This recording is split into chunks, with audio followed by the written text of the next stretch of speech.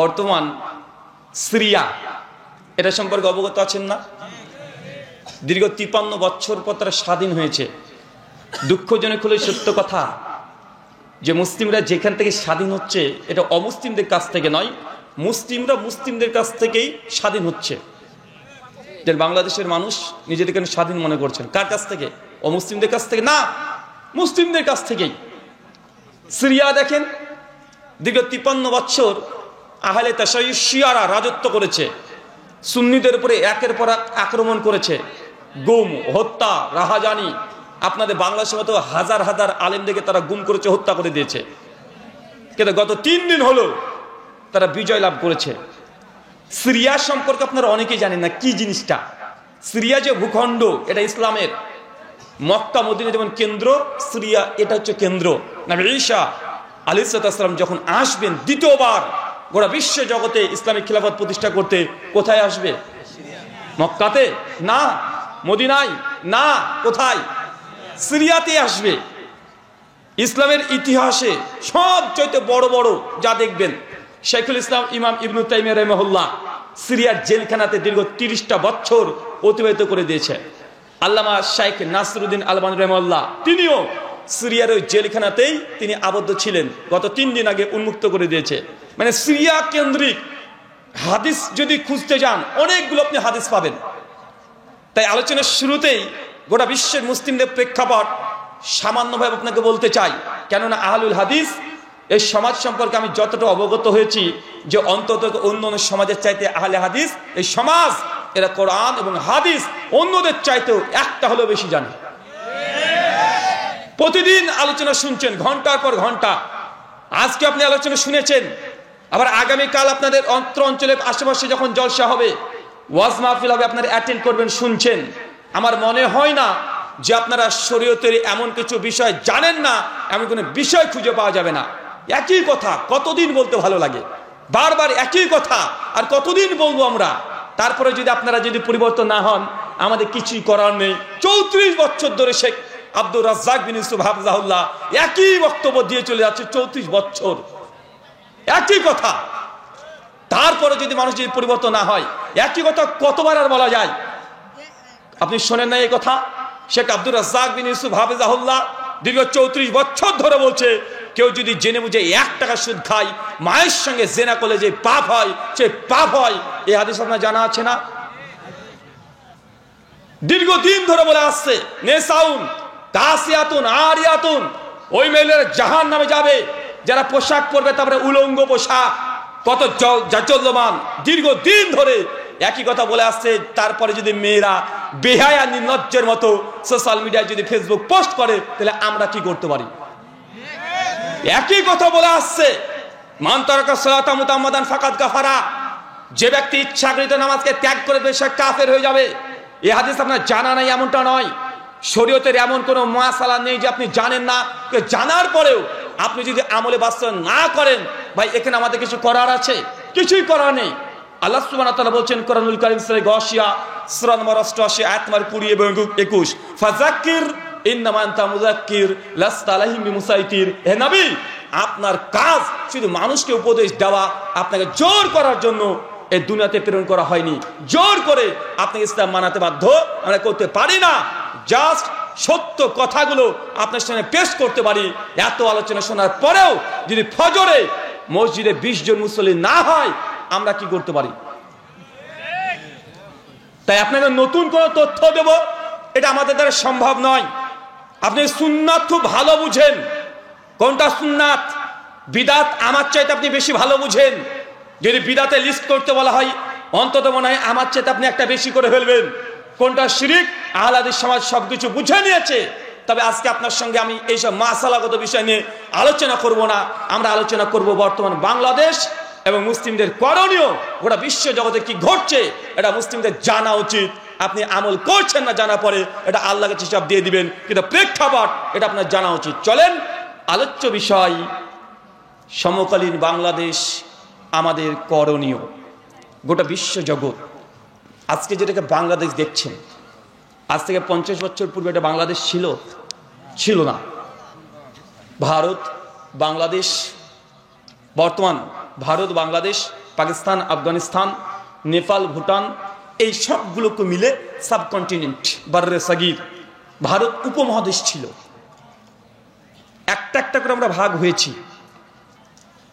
অনেক মানুষ বলে যে রুহুল আমিন ভাই, যে দিন কায়েম করতে হবে, ইসলামকে প্রতিষ্ঠা করতে হবে, আপনারা আহলে হাদিস সমাজ কেন এ বিষয়ে আন্দোলন করেন না, কেন এ বিষয়ে কথা বলেন না?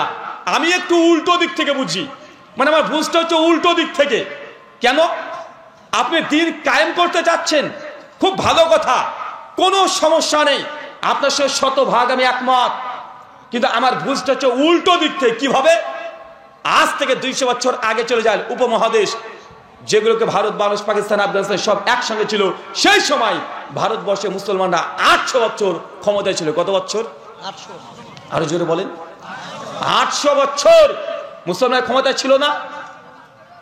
800 বছর, একটা দুইটা বছর নয় তো। 800 বছরের ক্ষমতা হঠাৎ করে কিভাবে কাফের মুশরিকদের হাতে চলে যায়?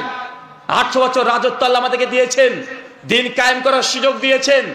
রাজা, বাদশাহ, মন্ত্রী যা ছিল সবগুলো মুসলমান কি মুসলমান নয় সেই সময়? 800 বছর। 96 হিজরিতে মোহাম্মদ বিন কাসেম প্রথম ভারতে আসেন। তারপর গোটা ভারতবর্ষের গোটাটা শুধু একটা দুইটা অঞ্চল নয়, সমগ্র ভারতকে দখল করে নিয়ে 800 বছর ক্ষমতায় ছিল। আপনাদের বিশেষ করে চাঁপাই নবাবগঞ্জ, এদিকে উত্তর দিনাজপুর, আমাদের ওখানে উত্তর দিনাজপুর, দক্ষিণ দিনাজপুর, বিহার, মুর্শিদাবাদ, সবগুলো আহলে হাদিসের একদম জিহাদের মার্কার ছিল সেইগুলো। 800 বছর ক্ষমতায় ছিলাম। হঠাৎ করে কি হলো যে আল্লাহ আমাদের 800 বছরের রাজত্ব, আমাদের ক্ষমতা আল্লাহ কেড়ে নিয়ে কাফের মুশরিকদের হাতে দিয়ে দিল? আগে আপনাকে এই পয়েন্ট বের করে নিয়ে আসতে হবে যে আমাদের ক্ষমতা তাদের হাতে গেল কেন? আমরা কি ক্ষমতা পাই নাই? কথা মনে বুঝতে পারছেন না? আর আমরা তো ছিলাম ক্ষমতায়। আমাদের পূর্বপুরুষ যারা আছে তারা কি করেছে গোটা ভারতবর্ষকে ঘেটে রাখেন। 800 বছর ক্ষমতা থাকার পরেও একটা উঁচু মানের কোনো বিশ্ববিদ্যালয় ভারত উপমহাদেশে একটাও করে নাই।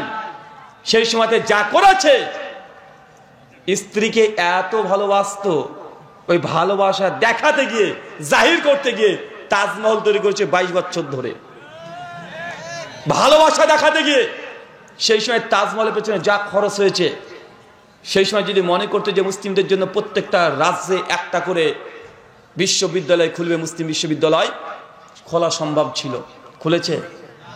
ইতিহাস যদি পড়া যায়, ইতিহাস পড়তে গেলে তখন লজ্জা লাগে। 800 বছরের ইতিহাস, লজ্জাতে মাথা নিচু করে ফেলতে হয় যে আমাদের মুসলিম, আমাদের পূর্বপুরুষ তারা শেষ পর্যন্ত শুধুমাত্র নিজেরাই নিজেদের ক্ষমতার লড়াই চালিয়ে গিয়েছে। ক্ষমতায় টেকার জন্য বাপ ছেলেকে হত্যা করেছে, ছেলে বাপকে হত্যা করেছে। করেছে কি করে না? কথা বলেন। করেছে। আমি এখানেই অবাক, 800 বছর ক্ষমতায় ছিলাম, কিছু করলাম না, আবার এখন আমরা বলছি যে আবার আমাদের ক্ষমতায় যেতে হবে, দিন কায়েম করতে হবে, আমাদের পয়েন্ট বের করতে হবে কি কারণে আমাদের ক্ষমতা অমুসলিমদের হাতে চলে গেছে। আচ্ছা, স্পেন দেশটার কথা মনে আছে? স্পেন মুসলিমরা কত বছর শাসন করেছে? কত বছর? ওটা প্রায় 800 থেকে 900 বছর মুসলমানদের রাজত্ব। ফিলিস্তিন পুরো ভূখণ্ড, আজকে এখানে আমরা সুন্দরভাবে আলোচনা শুনছি, কোনো টেনশন চিন্তা নাই। কিন্তু আজকে 1 বছর 2 মাস হয়ে গেল, 1 বছর 2 মাস মুসলিমদের নির্যাতন চলছে। চলছে কি চলছে না? অথচ ফিলিস্তিনের ভূখণ্ডটা পুরোটাই মুসলিমদের দখলে ছিল। ওমর বিন খাত্তাব রাদিয়াল্লাহু তাআলা সেই সময় পুরো ফিলিস্তিনকে দখল করে নিয়েছে। আজকে ফিলিস্তিনে মুসলিমদের জায়গা নেই। বাইতুল মুকাদ্দাস ইহুদিরা দখল করেছে। ভারতের বাবরি মসজিদ মুশরিকরা দখল করেছে। করেছে কি করেনি? আচ্ছা, আমরা কি করলাম? গোটা বিশ্বের এই প্রান্ত থেকে ওই প্রান্ত সব জায়গায় দেখেন মুসলিমরা আজকে নির্যাতিত, নিষ্পেষিত, লাঞ্ছিত, বঞ্চিত, পদদলিত। আগে আপনাকে কারণ বের করতে হবে যে একটা সময় ছিল অর্ধ পৃথিবী আমরা মুসলমানরা ক্ষমতায় ছিলাম। এখনো বিশ্বের 52টা রাষ্ট্র আছে যে মুসলমানের সংখ্যা গরিষ্ঠ, তারপরে মুসলমানরা কেন আজকে গোটা বিশ্ব জগতের চোখে তাকে জঙ্গি বলা হয়, কে সন্ত্রাসী বলা হয়, তাকে আতঙ্কবাদী বলা হয়, মাদ্রাসাকে জঙ্গি সন্ত্রাসী আতর ঘর বলা হয়, আল্লাহ নবীকে নিয়ে অপমান অপদস্থ করা হয়। এই কারণগুলো যতক্ষণ বের করতে না পারছেন মুসলিম বিশ্বে কখনো বিপ্লব ঘটানো সম্ভব নয়। আপনারা বাংলাদেশের মানুষ বললাম না, আপনারা মনে করছেন বিজয় লাভ করেছেন। জি না, আমার দৃষ্টিতে এখনো বিজয়ের কিছুই আসেনি। চলেন আপনাকে বোঝানোর চেষ্টা করি, গোটা বিশ্ব জগতে মুসলিম জাতি নির্যাতনের মূল কারণ যদি হয়ে থাকে, কোরআনের একটা আয়াত দেখেন, সূরা নিসা, সূরা নূর, সূরা নম্বর 24, আয়াত নম্বর 63। আল্লাহ বলছেন, আল্লাযীনা ইউখালিফুনা আন আমরিহি আন তুসিবাহুম ফিতনা আন ইউসিবাহুম আযাবুন আলীম।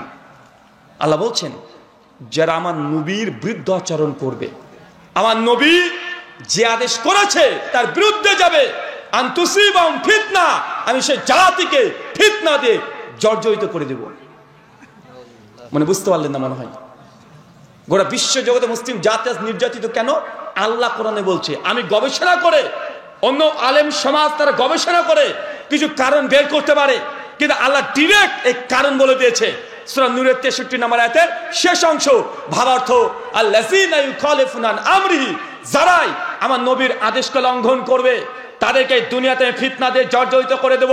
আপনি পৃথিবীর আগের নবীদের ইতিহাস দেখেন, যে জাতি তার নবীকে অস্বীকার করেছে আর সেই জাতিকে ধ্বংস করে দিয়েছে কি দেয় নাই? দিয়েছে নাই? দিয়েছে। যতজন আছে দেখেন, যারাই নবীর বিরুদ্ধে আচরণ করেছে, আল্লাহ সুবহানাহু ওয়া তাআলা সেই জাতি লূত আলাইহিস সালামের কওমকে পুরো ধ্বংস করে দিয়েছে। তাকে আর দেখাই যায় না।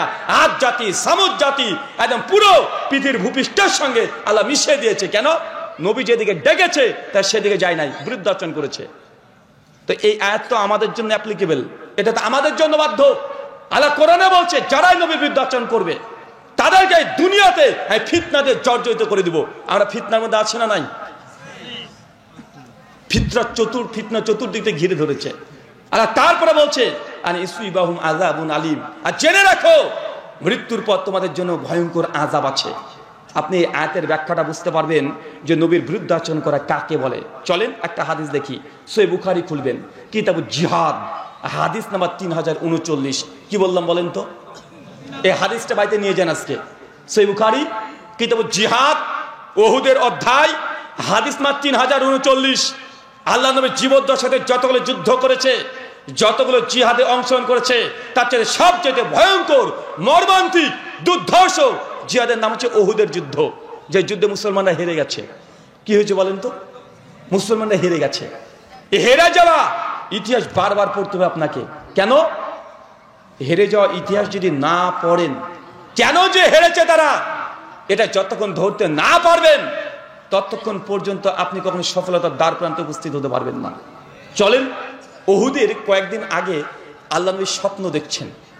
স্বপ্নতে দেখছেন যে নবীর সাহাবীগণ অনেকেই রক্তাক্ত অবস্থায় উহুদের প্রান্তে পড়ে আছে।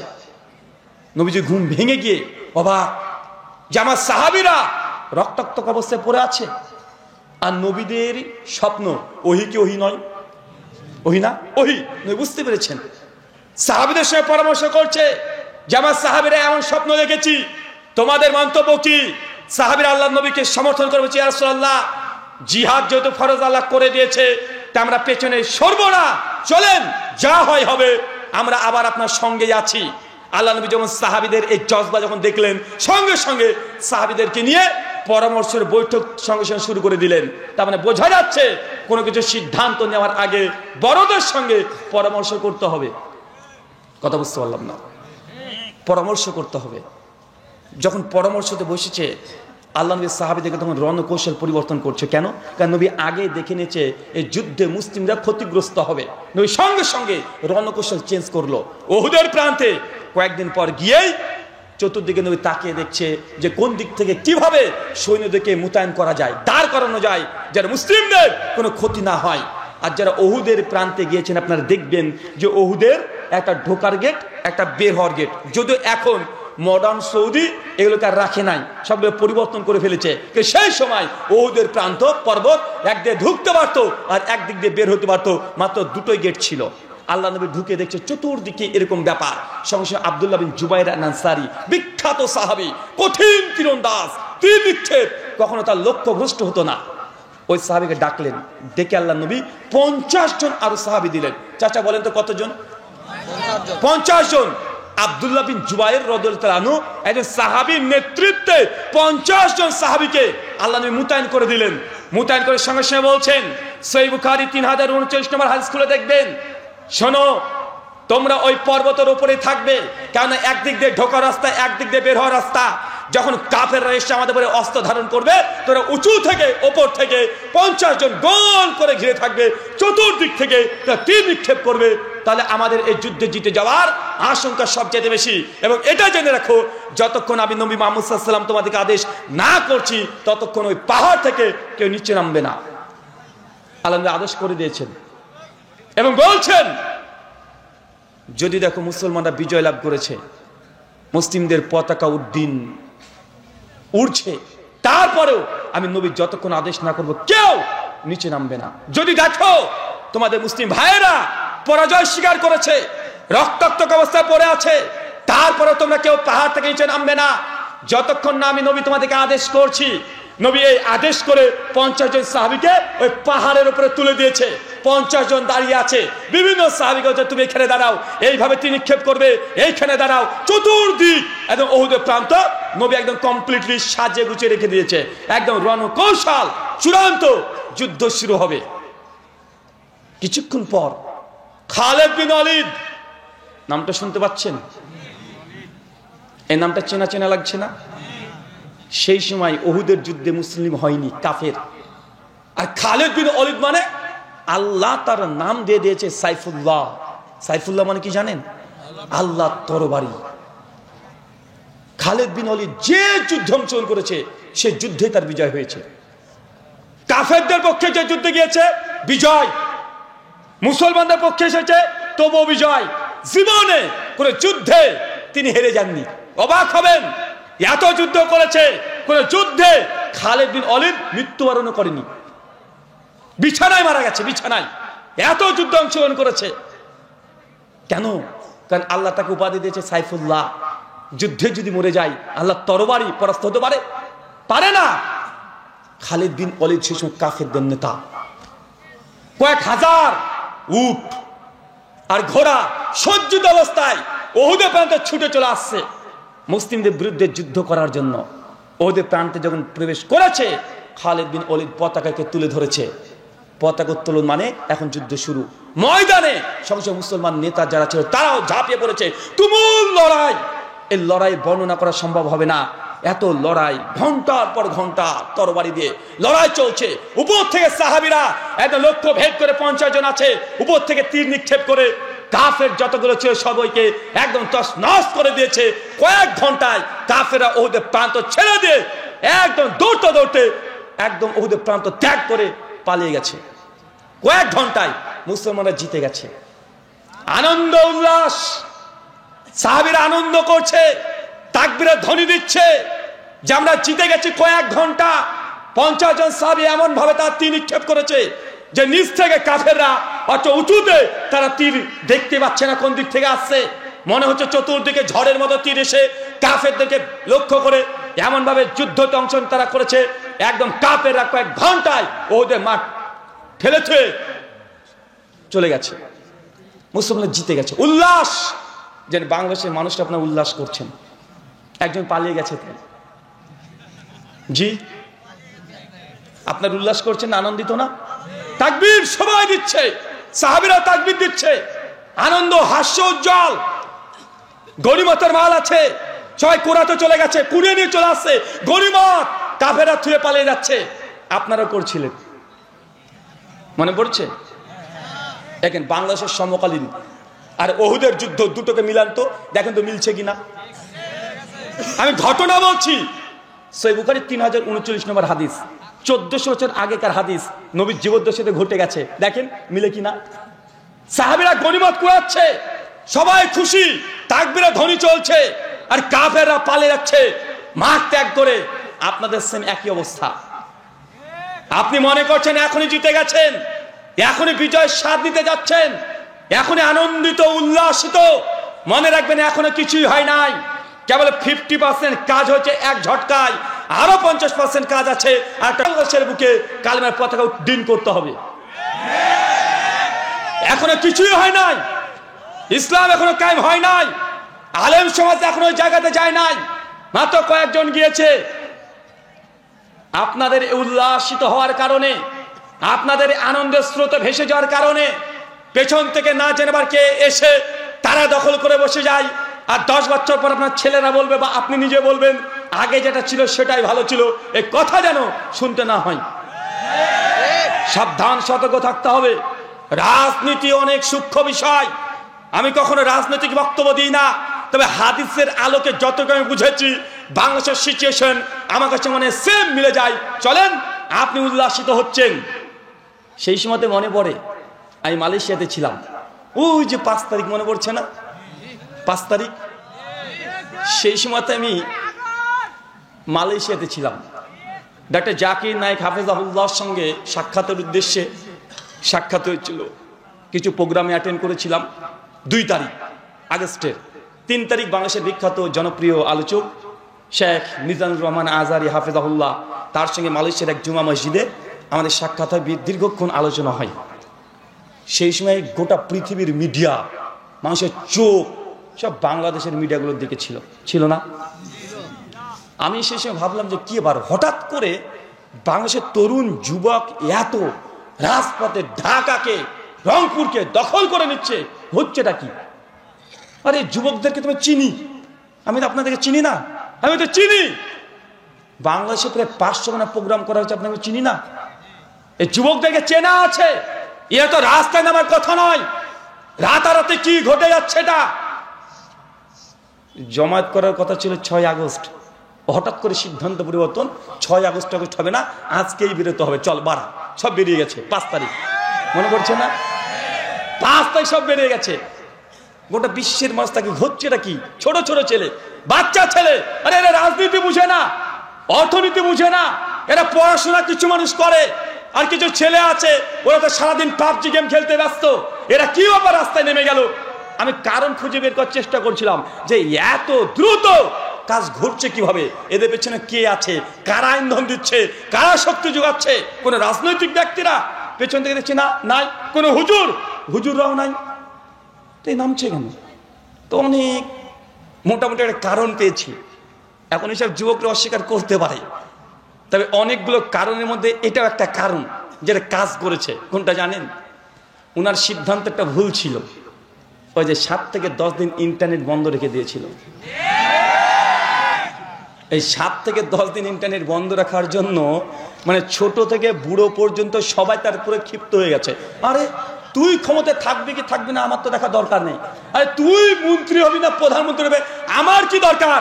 আরে আমার দরকার পাবজি খেলা, তুই নেট বন্ধ করলি কেন? ক্ষমতায় কে থাকবে আমার দেখা দরকার নেই। আরে সুইস ব্যাংক থেকে কত কোটি টাকা রাখবে আমার জানা দরকার নেই। যুবকদের তো সেন্স এটাই ছিল। আরে বেচারা 10 দিন ইন্টারনেট বন্ধ, 10 দিন গার্লফ্রেন্ডের সঙ্গে কথা বলতে পারেনি, মেসেঞ্জারে চ্যাট হচ্ছে না, কিছু নাই। একদিন যদি গার্লফ্রেন্ডকে দেখতে না পায় যুবকরা মনে করে যে বিষ খেয়ে মরে যাব। আর 10 দিন একে দেবদাস বানিয়ে রেখে দিয়েছে। তাই এর আগে সহ্য করবে? কথা বলেন। এই জন্য প্রত্যেকটা মানুষের মানে এই 10টা দিনের যে রাগ, এই 10টা দিনের রাগে যুবকদের রাগে ভেসে চলে গেছে। তবে এ কথাই ঠিক, বাকি যে 50% কাজ আছে, এই 50% কাজ এই যুবকদেরকে করতে হবে। এই স্রোতে গা ভাসালে হবে না। এখনো কোনো কিছু ঘটে নাই। এখনো 1-এর পরিবর্তে 2 এসছে, আসবে, থাকবে। কিন্তু যতদিন পর্যন্ত ইসলাম যতক্ষণ এখানে প্রতিষ্ঠিত না হচ্ছে ততদিন পর্যন্ত ইন্ডিয়া থেকে, ভারত থেকে যে আপনারা বিচ্ছিন্ন হয়েছেন, কেন হয়েছেন? ধর্মের কারণে। কিসের কারণে? ভারত থেকে বাংলাদেশ ভাগ কেন হয়েছে? ধর্মের কারণে। এখানে ধর্ম যদি, ইসলাম যদি প্রতিষ্ঠিত না হয় তো আপনাদের বাংলাদেশের মানুষ হচ্ছে ফেলিওর। কথা বুঝতে পারলেন না? ফেলিওর। ধর্মের কারণে ভাগ হয়েছে। কেন? ধর্ম এখানে থাকবে না, ধর্ম আগে থাকতে হবে। কেন? ধর্মের জন্য ভাগ হয়েছে। নচেত একসঙ্গে থাকাতে ভালো ছিল। বাংলাদেশের আপনার 18 কোটি, পাকিস্তানের 20 কোটি, ইন্ডিয়ার মুসলমান আছে প্রায় 35 থেকে 38 কোটি। যোগ করেন তো কত হলো দেখি। ইন্ডিয়ায় কত? আমরা যদি সংখ্যালঘু না ইন্ডিয়াতে, তারপরে 38 কোটি মুসলমান ওখানে আছে। আপনারা 18 কোটি আর পাকিস্তানে কত? 20 কোটি, 38 কোটি। ইন্ডিয়া একাই 38 কোটি। তাহলে 38 কত হলো? 76 কোটি। তো বলে তো ৭৬ কোটি যদি মুসলিম যদি এক জায়গায় থাকি, পৃথিবীর কোনো যত বড়ই ফেরাউনের চাইতো জালেম শাসক যে চলে আসে, আরে ইয়াজুজ মাজুজ আসলেও তার ভাগ্যে খারাপ আছে। তো ভাগ করে আমরা খণ্ড বিখণ্ড হয়ে গেছি, সবাই দুর্বল। ওখানে আমিও দুর্বল, এখানে আপনিও দুর্বল, ওখানে তারাও দুর্বল। আর গোটা বিশ্বের মানুষ, গোটা বিশ্বের রাষ্ট্রগুলো মুসলিমদের উপরে তদারকি করছে কি করছে না? তো এখানে ভাগ হয়েছে যতটুকু ৬৪টা জেলা, অন্ততপক্ষে ৬৪টা জেলাতে ইসলাম যদি কায়েম না হয়, আপনি ফেলিওর না, আপনি ফেলিওর। আল্লাহ সুবহানাহু ওয়া তাআলা এই আপামর জনতা যারা আছে তাকে এই কথা বোঝার তৌফিক দান করে, সকলে বলি আমিন। এই দেখেন ওহুদের প্রান্ত, কাফেররা পালিয়ে গেছে, মুসলিমরা আনন্দ উল্লাস করছে। খালিদ বিন ওয়ালিদ কঠিন ইন্টেলিজেন্ট, এত যুদ্ধে অংশগ্রহণ করেছে, আর জানা আছে কিভাবে যুদ্ধে বিজয় লাভ করতে হয়। ও বের করার চেষ্টা করছে যে আমরা হেরে গেলাম, কেন হেরে গেলাম, চিন্তা করতে করতে চলে যায়, একদম ওহুদের পার করে চলে গেছে মিডিলে। খালিদ বিন ওয়ালিদ বুঝতে পেরেছে যে উপরে যে 50 জন সাহাবী ছিল তাদের তীরের কাছে আমরা নিস্তার পাইনি। খালিদ বিন ওয়ালিদ দূর থেকে এইভাবে তাকিয়ে দেখছে পাহাড়ের দিকে, পাহাড়ে যখন তাকিয়ে দেখছে 50 জন সৈনিক দাঁড়িয়ে আছে। খালিদ বিন ওয়ালিদ তার উট আর ঘোড়া নিয়ে ছুটছে, আর যখনই মুসলিম সৈনিকরা নিচে বিজয়ের স্বাদ গ্রহণ করছে, জিতে গেছি, আনন্দ উল্লাসিত গনিমত নিয়ে সাহাবীদের মধ্যে তখন কাড়াকাড়ি চলছে। নিচে 50 জন সাহাবী উপরে আছে, 50 জন সাহাবীদের মধ্যে অধিকাংশ তারা বলছে আমরা জিতে গেছি, আমাদের ভাইরা গনিমত নিয়ে নিচ্ছে, দেখো চলো আমরা নিচে যাই। তাদের মধ্যে মতভেদ তৈরি হয়ে গেছে। অধিকাংশ বলছে নিচে চলো, জিতে গেছি, কাফের পালিয়ে গেছে, ওই দেখো কাফেররা পালাচ্ছে, চলো নিচে যাই। অধিকাংশ মানুষ পর্বত থেকে নামতে শুরু করে দিয়েছে। আব্দুল্লাহ বিন জুবায়ের আমির যাকে নিযুক্ত করেছে নবী, তাদেরকে উদ্দেশ্য করে খবরদার কেউ তোমরা নিচে নেমো না। তোমরা কি জানো না নবী কি আদেশ করেছে? নবী এখনো আমাদেরকে কারো কাছে দূত পাঠায় নাই, নবী এখনো আদেশ করে নাই খবরদার তোমরা কেউ নিচে নামবে না, নবীর আদেশ যতক্ষণ না আসে। সাহাবীদের মধ্যে দুই দল, বড় দল তখন বলছে আরে জিতে গেছি তো, সবাই গনিমত কুড়াচ্ছে, কাফের পালিয়ে গেছে, এখানে আমরা তো জিতে গেছি, এখন থেকে বা লাভ কি?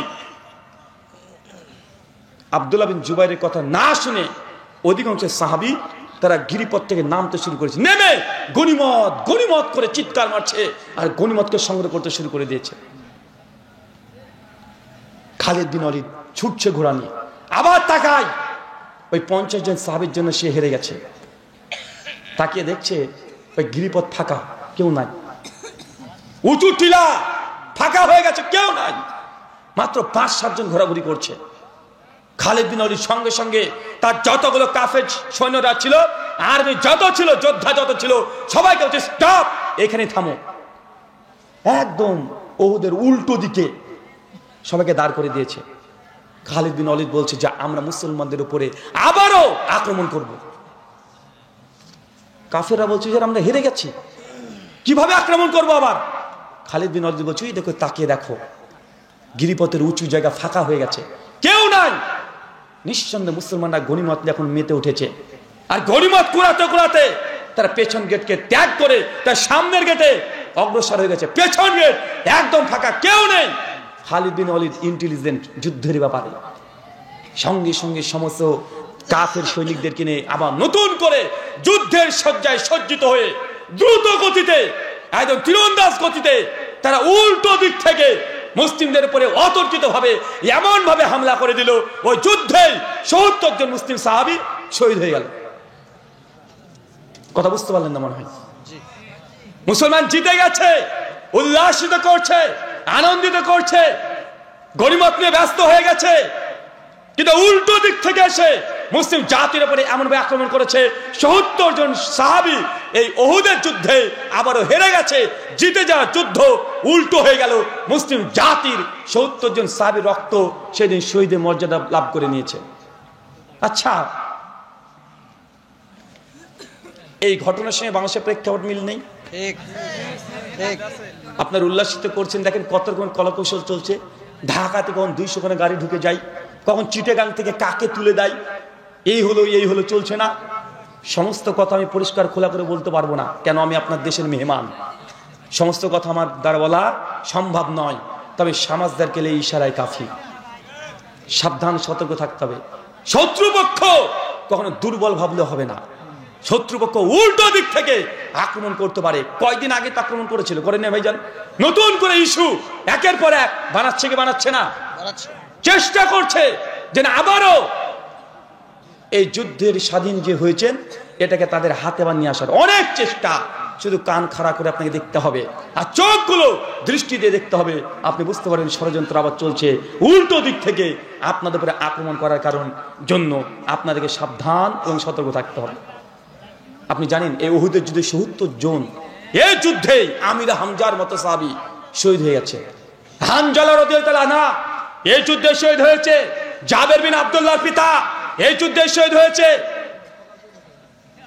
আবু তালহা ইবনে উবাইদুল্লাহ এই যুদ্ধে শহীদ হয়ে গেছে। ৭০ জন বড় বড় সাহাবী। আপনার যদি উহুদের যুদ্ধের ঘটনা যে কিভাবে সাহাবীরা যে শহীদ হয়েছে আপনার চোখের থেকে পানি ঝরতে শুরু করবে। আল্লাহর নবীর দাঁত মোবারক এই যুদ্ধেই ভেঙে 2 টুকরা করে দিয়েছে। নবীজির পায়ে তীর নিক্ষেপ করেছে, পিঠে তীর নিক্ষেপ করে দিয়েছে। নবীজি এই যুদ্ধে কাফেরদের টার্গেট ছিল যে আল্লাহ নবীকে এই যুদ্ধকে যে কোনো মূল্যে হত্যা করতে হবে। স্পেশাল ভাবে টিম নিয়ে এসেছে তারা। কেন? তার কয়েক বছর আগে বদরের যুদ্ধে মুসলিমরা কাফেরদেরকে ধূলিসাৎ করে ছেড়ে দিয়েছে। তাই দ্বিতীয় পাল্টা তারা আক্রমণ করার চেষ্টা করেছিল। উহুদের যুদ্ধে আল্লাহ নবীকে হত্যা তাদের মূল টার্গেট ছিল।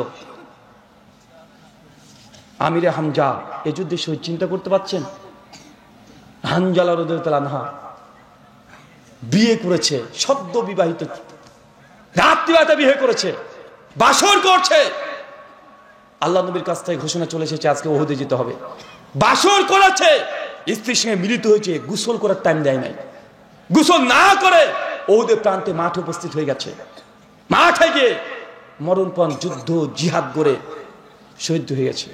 এই যুদ্ধে আমিরে হামজা শেষ। এই যুদ্ধে একজন সাহাবী আবু তালহা ইবনে উবাইদুল্লাহ, তারা কথা শুনলে সবচেয়ে আল্লাহ নবীকে যে এই যুদ্ধে মারতে পারেনি, আল্লাহ নবীর সঙ্গে ছিল 9 জন। কয়জন বলেন তো?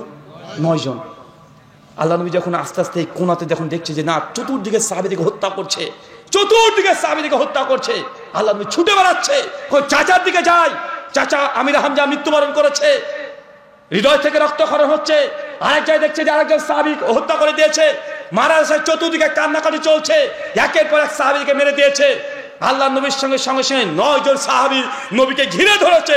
চতুর্দিক থেকে নবীজি মিডিলে মধ্যে আছে, কেউ যেন তীর নিক্ষেপ করে আল্লাহ নবীকে শেষ করে দিতে না পারে। তারপরেও খালিদ বিন ওয়ালিদের যুদ্ধ বাহিনী এমন ভাবে সামনের দিক থেকে চলেছে, নবীকে অ্যাটাক করেছে। আল্লাহ নবীর 7 জন সাহাবী পরপর লাইন দিয়ে কাফেরদেরকে হত্যা করার জন্য ছুটে চলে যায়। পরপর 7 জনকে হত্যা করে দিয়েছে। নবীর সঙ্গে যারা গার্ড ছিল 7 জন পরপর। আবু তালহা ইবনে উবাইদুল্লাহ যখন আল্লাহ নবী তীর নিক্ষেপ করছে, কাফেররা সামনে চলেছে একদম। আল্লাহ নবী আপনি নিচে বসেন, খবরদার ইয়া রাসূলুল্লাহ আপনি মাথা তুলবেন না, আপনার বুক যেন আমার বুকের পেছনে থাকে, খবরদার আপনি মাথা উঁচু করে দেখার চেষ্টা করবেন না। আল্লাহ রাসূল বারবার দেখতে যায় যে আমার সাহাবীদেরকে হত্যা করে ফেলছে। চতুর্দিকে আত্মীয়স্বজন মৃত্যুবরণ করে, নবী ছটফট করছে। আর এই দিকে আল্লাহ নবীকে তীর নিক্ষেপ করেন, কাফেররা তীর নিক্ষেপ করছে। আবু তালহা ইবনে উবাইদুল্লাহ একদম নবীর সামনে পাঁচিলের মতো দাঁড়িয়ে আছে। পরপর 39টা তীর তার বুকে মেরেছে। 39টা, চিন্তা করতে পারছেন? নবীর দাঁতে মেরেছে, একটা পাথর দাঁত ভেঙে গেছে। পায়ে তীর নিক্ষেপ করেছে, নবী চলতে পারছেন না। অপরদিকে একজন সাহাবীর বর্ণনা আসছে, ওকে মেরে দিয়েছে, ছটপট করছে। আল্লাহ নবী তাকে ছুটে গিয়ে তাকে কোলে মাথায় রেখেছে, নবীর মুখের দিকে তাকিয়েছে, সাহাবী মৃত্যুবরণ করেছে। এমন মর্মান্তিক ঘটনা হাদিসের মধ্যে আসছে, আপনি অবাক হয়ে যাবেন। আমার মূল কথা যে যুদ্ধে তো সাহাবীরা জিতে গেছিল, বিজয় লাভ করেছে, কাফেররা পালিয়ে গেছে, তারপরেও এত ভয়ঙ্কর ইসলামের ইতিহাসে কোনো যুদ্ধ হয় নাই, কোনো যুদ্ধ হয় নাই। একজন কাফের এখন ঈমান আনে নাই, হঠাৎ করে দেখছে যে মুসলিমদের শহীদ যেখানে, ও লাশটা ওখানে আছে, ন্যাংরা। পঙ্গু, চলতে পারে না, কিন্তু কাফের। আল্লাহ নবী বলছেন এ তো কাফের ছিল, কি ব্যাপার আমাদের শহীদের মধ্যে কেন? একজন সাহাবী সাক্ষ্য দিয়ে বলছে, ইয়া রাসূলুল্লাহ, ও কাফের ছিল, কিন্তু উহুদের কথা যখন শুনেছে ও আপনার প্রতি ঈমান এনেছে, আমার সামনে ও কালেমা পড়েছে, তারপরে বলেছে আমার খুব শখ আমি জিহাদের ময়দানে গিয়ে এই জায়গায় তোমার তিন নিক্ষেপ হবে, আমি শহীদের মর্যাদা পাবো, এই জন্যই এই কালেমা পড়ে এই যুদ্ধে অংশগ্রহণ করেছে।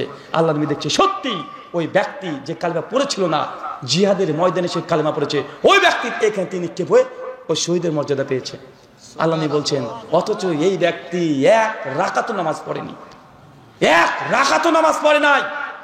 ৭০ জন সাহাবী নবীর আশেপাশে ঘুরে বেড়াচ্ছে, মারা গেছে, কত বেদনায় চিন্তা করতে পারছেন?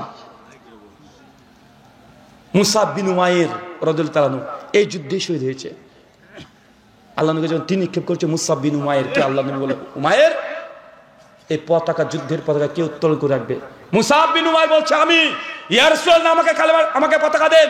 পতাকা নিয়ে ছুটে চলে যাচ্ছে কাফেরদের মধ্যে, কাফেরা সঙ্গে একটা হাত কেটে নিয়েছে, আঙ্গুল কেটে নিয়েছে, হত্যা করে ছেড়ে দিয়েছে। ভয়ঙ্কর পরিস্থিতি। আল্লাহ নবী যখন চলতে পারছেন, বুঝতেছেন যে না, এই যুদ্ধের কোনোভাবেই সাহাবীদেরকে রক্ষা করা যাবে না। আল্লাহ নবীর সঙ্গে সঙ্গে এই পতাকা আলী বিন আবি তালিবের হাতে দিয়েছে। নবী বলছেন উহুদের প্রান্ত থেকে চলো, এই ফিল্ডে থাকা যাবে না। নবী সাহাবীদেরকে নিয়ে তুই দ্রুত গতিতে উহুদের প্রান্ত ত্যাগ করে চলে আসছে, পায়ে রক্ত, চলতে পারে না, বারবার নবী উল্টো উল্টো পড়ে যায়। আবু তালহা বিন উবাইদুল্লাহ, ওই যে সাহাবী যার বুকে ৩৯ খানা তীর নিক্ষেপ করেছে, যখন দেখছে যে নবী যে পাহাড়ে পরে উঠতে পারছে না, ওই ৩৯টা তীর নিয়ে নবীকে সৈন্য করে কাঁধে তুলে আল্লাহ নবীকে পাহাড়ে তুলে দিয়েছে। চিন্তা করতে পারছেন কত ভয়ঙ্কর? উহুদের যুদ্ধটা বেশি বারবার পড়বেন কেন?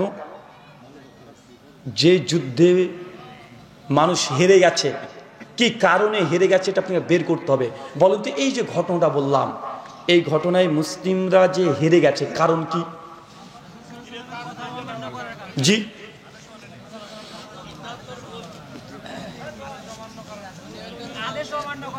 এক হচ্ছে আদেশ অমান্য, দুই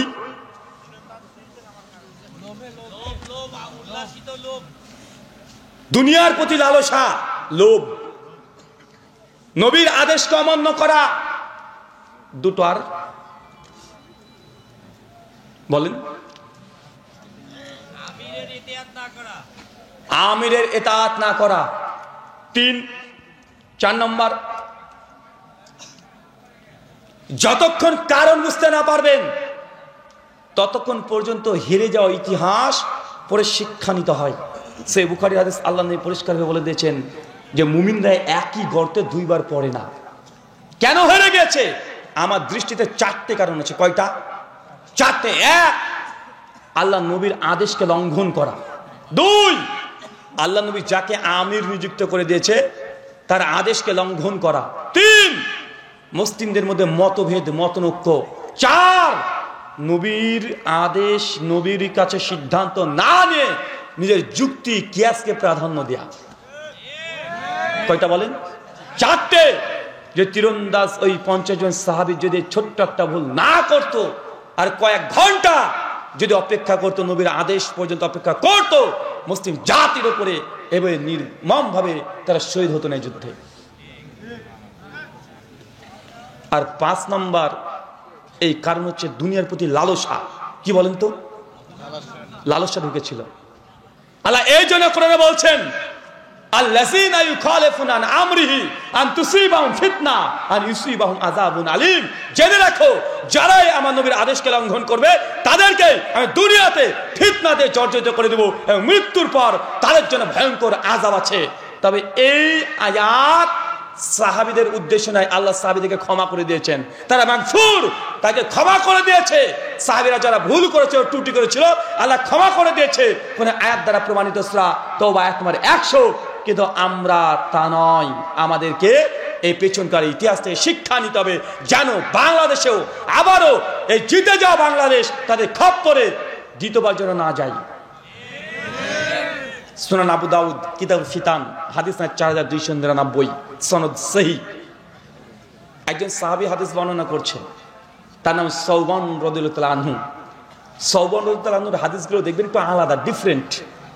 উনি অজুর ফজিলত বর্ণনা করেন না, উনার হাদিসগুলোই আলাদা, একদম স্বতন্ত্র, গভীর তত্ত্বভিত্তিক হাদিস। আর ওই 5টা কারণ মনে রাখেন। এক হচ্ছে নবীর আদেশ আপনার বিরুদ্ধে চলে গেলেও আপনাকে মেনে নিতে হবে।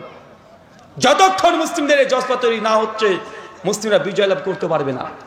2, আপনি যাকে আমির মেনে নিয়েছেন, আপনার আমিরে জামাত যেই হোক, যাকে আপনি আমির স্বীকার করে নিয়েছেন, সে যে আদেশ করবে বাহ্যিক আপাত দৃষ্টিতে সেটা ভুল মনে হলেও তার আনুগত্য করা এটা আপনার জন্য ওয়াজিব, প্রতিবাদ করতে পারবেন না।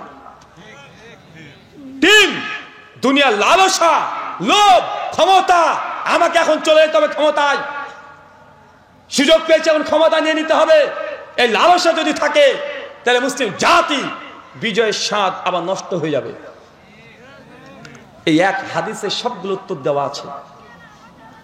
সুনান আবু দাউদ 4299 নম্বর হাদিস, আল্লাহ নবী থেকে সওবান রাদিয়াল্লাহু তাআলা হাদিস বর্ণনা করছেন যে আল্লাহ নবী বলছেন, অচিরেই আমার উম্মতের উপরে কাফেররা এমন ভাবে ঝাঁপিয়ে পড়বে যেমন ভাবে ক্ষুধার্ত একটা প্রাণী খাবার দেখলে ঝাঁপিয়ে পড়ে, ওইভাবে ঝাঁপিয়ে পড়বে। সাহাবীরা বলছেন, ইয়া রাসূলুল্লাহ, সেই দিনটা আমরা সঙ্গে কম থাকবো যে গোটা বিশ্বের কাফেররা মুসলিম জাতির উপরে ঝাঁপিয়ে পড়বে, সংখ্যায় কম থাকবো? আল্লাহ নবী জবাব দিয়েছেন, না, কখনো না। সেই সময় তোমার আমার সাহাবীরা আমার উম্মত সংখ্যায় কম থাকবে না, তারা অজস্র হবে, অসংখ্য, গুণে শেষ করা যাবে না। দেখেন আজকে 180 কোটি মুসলমান। কত কোটি মুসলমান? 180 কোটি। আরে বদরে 313 জন ছিল। কতজন? 313 জন। আল্লাহ নবীর জীবদ্দশায় 1 লক্ষ মানুষ মুসলমান হয়েছে, মাত্র 1 লাখ। কিন্তু আজকে নবীর উম্মাহ গোটা বিশ্ব জগতে কত? 180 কোটি। আল্লাহ নবী 1400 বছর আগে ভবিষ্যৎবাণী করছে। চিন্তা করে দেখেন যে আল্লাহ নবী, তিনি যে নবী, তার এটা একটা প্রমাণ। যেই সময় তিনি এই ঘটনা বলছেন, হাদিস বলছেন, সেই সময় এই ডিজিটাল লাইট তো দূরের কথা, হারিকেনের কাছে আবিষ্কার হয় নাই, ট্রেন তো দূরের কথা, সেই সময় সাইকেলে ভল টিউবও আবিষ্কার হয় নাই। সেই সময় নবী এইভাবে এমনভাবে ঘটনা বলছে, মনে আজকের দিন থেকে সামনে রেখে বলছে। গোটা বিশ্ব মুসলিম জাতি নির্যাতিত না? মুসলিমদের বিরুদ্ধে যাওয়ার জন্য দেখেন মুশরিকরা, ইহুদি, খ্রিস্টান, নাস্তিক সবাই একজোট হয়ে মুসলিমদের বিরুদ্ধে লাগে কি লাগে না? সবাই একসঙ্গে এসে মুসলিমদের ঝাঁপিয়ে পড়েছে। পুরো বিশ্বে মুসলিমদের কাছে নির্যাতিত তারা। এখানে এই হাদিস ডাইরেক্ট নবী বলছেন, আল্লাহ নবী এর কারণ বলেছে। কি বলেছে বলেন তো? কেন মুসলিম জাতিকে নির্যাতন করা হবে, কেন তারা নিষ্পেষিত হবে? 2টো কারণ। 1, হুব্বুদ দুনিয়া। আমার এই উম্মত তা দুনিয়াতে নিয়ে মেতে থাকবে, সব সময় দুনিয়া দুনিয়া দুনিয়ার পেছনে ছুটবে। এটা হচ্ছে মুসলিম জাতি ধ্বংস হওয়ার কারণ। কি বললাম বলেন তো ভাইজান? দুনিয়ার প্রতি লালসা, লোভ, যা করবে সে দুনিয়া দেখানোর জন্য। দেখেন আপনি বিয়ে করছেন দুনিয়াকে দেখানোর জন্য। মেয়েটা যাই হোক এটা সুন্দরী হতে হবে। কেন? মোটরসাইকেল নিয়ে একটু ঘুরতে পারবো, লোকে বলবে পেয়েছে একটা। আছে না নাই কথা বলেন? ও মেয়েটা যদি 10 বার 100 জন ছেলের সঙ্গে যদি ও বিছানায় সবাই কাটায়, আপনি জানেন যে সুন্দরী, আপনি বিয়ে করে নেন। আছে না নাই? আবার আপনি বলছেন যে তালাকপ্রাপ্ত, ডিভোর্সি, বিধবা মেয়েকে যুবকরা বিয়ে করতে চায় না। আছে না? কেন? বলছো বিয়ে করা, ডিভোর্সি, তালাকপ্রাপ্তা, বিধবা, তাকে যদি বিয়ে করি গ্রামের মানুষ টিটকিরি মেরে বলবে যে অন্য জিনিস খাচ্ছে, দেখ ভাই, বলে না? দুনিয়াকে দেখাতে হবে। অথচ তোমাকে বলে যায় তোমার ওই সুন্দরী তোমার স্ত্রী একদম ইউনিভার্সিটি থেকে পাশ করে চলে এসেছে, তুমি মনে করছো যে না সুন্দরী, তাকে তুমি বিবাহ করছো। অথচ অনেক হাজার হাজার বিধবা, তালাকি, ডিভোর্সি মেয়েরা আছে, তোমার ওই ইউনিভার্সিটি পাশ করা মেয়েটা চাইতেও অনেক ভালো, তার ইজ্জত সম্মান অনেক বেশি, হাজারও আছে। কারণ এই ডিভোর্সি বা এই বিধবা মেয়েটি ও হালাল ভাবে একজনের কাছে তার ইজ্জত বৈধভাবে সে শেয়ার করেছে। কিন্তু তোমার গার্লফ্রেন্ড তুমি ছাড়াও আরো 10 জনের সঙ্গে ও বিছানায় সময় কাটায়, 10 জনের সঙ্গে। কিন্তু এই মেয়েটি তো ডিভোর্সি, এটা তালাকপ্রাপ্তা, স্বামী মারা গেছে, তুমি তাকে বিয়ে করতে চাও না। কেন? কারণ দুনিয়াকে দেখাতে হবে এটা মাদ্রাসার আলেমা বা একটা দিনদার পরেশদার নারী, সুন্দরী না, তার তাকওয়া অনেক, 5 ওয়াক্ত নামাজ পড়ে, তাহাজ্জুদের সালাত আদায় করে, দান সাদাকা সবকিছু ঠিকঠাক, পর্দা মেনটেন করে চলে। কিন্তু তুমি তাকে দেখতে গেছো বিয়ের আগে, সব ঠিক আছে, মেয়েটা একটু কালো, তুমি রিজেক্ট করে দিয়ে চলে আসছো। আসছে না কথা বলেন? দুনিয়ার প্রতি মহব্বত, ভালোবাসা, দিনকে ভুলে যাওয়া, নবী বলছে এটা মুসলিম উম্মার ধ্বংসের কারণ। সব জায়গাতে দুনিয়াকে দেখাতে হবে, দুনিয়াকে দেখাতে হবে। আমার 500 বিঘা জমির উপরে মাদ্রাসা, আমার সংগঠন এত বড়, এগুলো চলছে কি চলছে না কথা বলেন? সবকিছু দুনিয়া। যে দুনিয়ামুখী যদি হয়ে যায়, মুসলিম জাতি অচিরেই আল্লাহ নিয়ে বলছে ধ্বংসের দিকে নিপতিত হবে। সবাই দুনিয়াদার, সবাই, একদম আলেম থেকে সাধারণ জনগণ সবাই সব জায়গায় তার দুনিয়াদার। আমিও কম না, আমিও কোনদিন যদি কমিটি ওয়াজ মাহফিল করার পরে একটু বেশি টাকা দেয়, কেন জানি মনটা ভালো লাগে সেই দিন। আর কোনদিন যদি কম দেয় রাগ হয়, কেন যে রাগ হয়, কোথা থেকে যে রাগ আসে এটা নিজে বুঝতে পারে না। টাকা বেশি দিল ভালো লাগলো, কম দিয়েছে খারাপ লাগে, মানে আমার মধ্যেও দুনিয়াদারিতা আছে না? নাই, আছে। এটা আমি ব্যক্তি সমালোচনা করছি এই জন্যই, কারণ এটা উম্মতের কল্যাণের জন্য। যতক্ষণ পর্যন্ত দুনিয়ার এই মোহ, লালসা, লোভ ত্যাগ না করতে পারবেন, ততক্ষণ মুসলিম জাতি তাদের 56 খানা রাষ্ট্র থাকবে ঠিক, কিন্তু সবগুলো কিন্তু দাসের মতো তার জীবনযাপন করবে। মুসলিম দেশ, 98% মুসলিম দেশ, আপনার দাসত্ব করছেন এখনো কৃত দাসের মতন আছেন না কথা বলেন? আছেন। আল্লাহ নবী হুব্বুদ দুনিয়া, দুনিয়ার লালসা। মিশকাত করলেন হাদিস 5156 নম্বর হাদিস। আল্লাহ নবী মদিনাতে যাচ্ছে, যেতে যেতে একটা মরা ছাগল বুঝেন, মারা গেছে, ছাগলটার কান ধরে তুলেছে। সাহাবীদেরকে বলছে, সাহাবী আমার, এই মরা ছাগলটাকে 1 দিনার 1 দিরহাম দিয়ে কিনবেন, মানে 1 টাকা 2 টাকা দিয়ে কিনবে?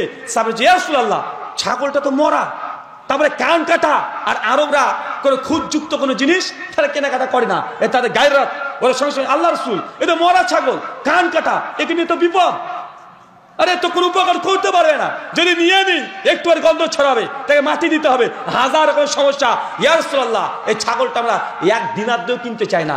আল্লাহ নবীর সঙ্গে সঙ্গে বলছে, শোনো, তোমাদের কাছে এই মৃত ছাগলের যেমন 5 পয়সা মূল্য নেই, 1 দিনার দিয়ে তোমার যেমন মূল্য নেই, এই দুনিয়া এমনটাই আমি আল্লাহর কাছে নিকৃষ্ট। দুনিয়ার মহব্বত, দুনিয়ার প্রতি ভালোবাসা, এটাকে কমাতে হবে।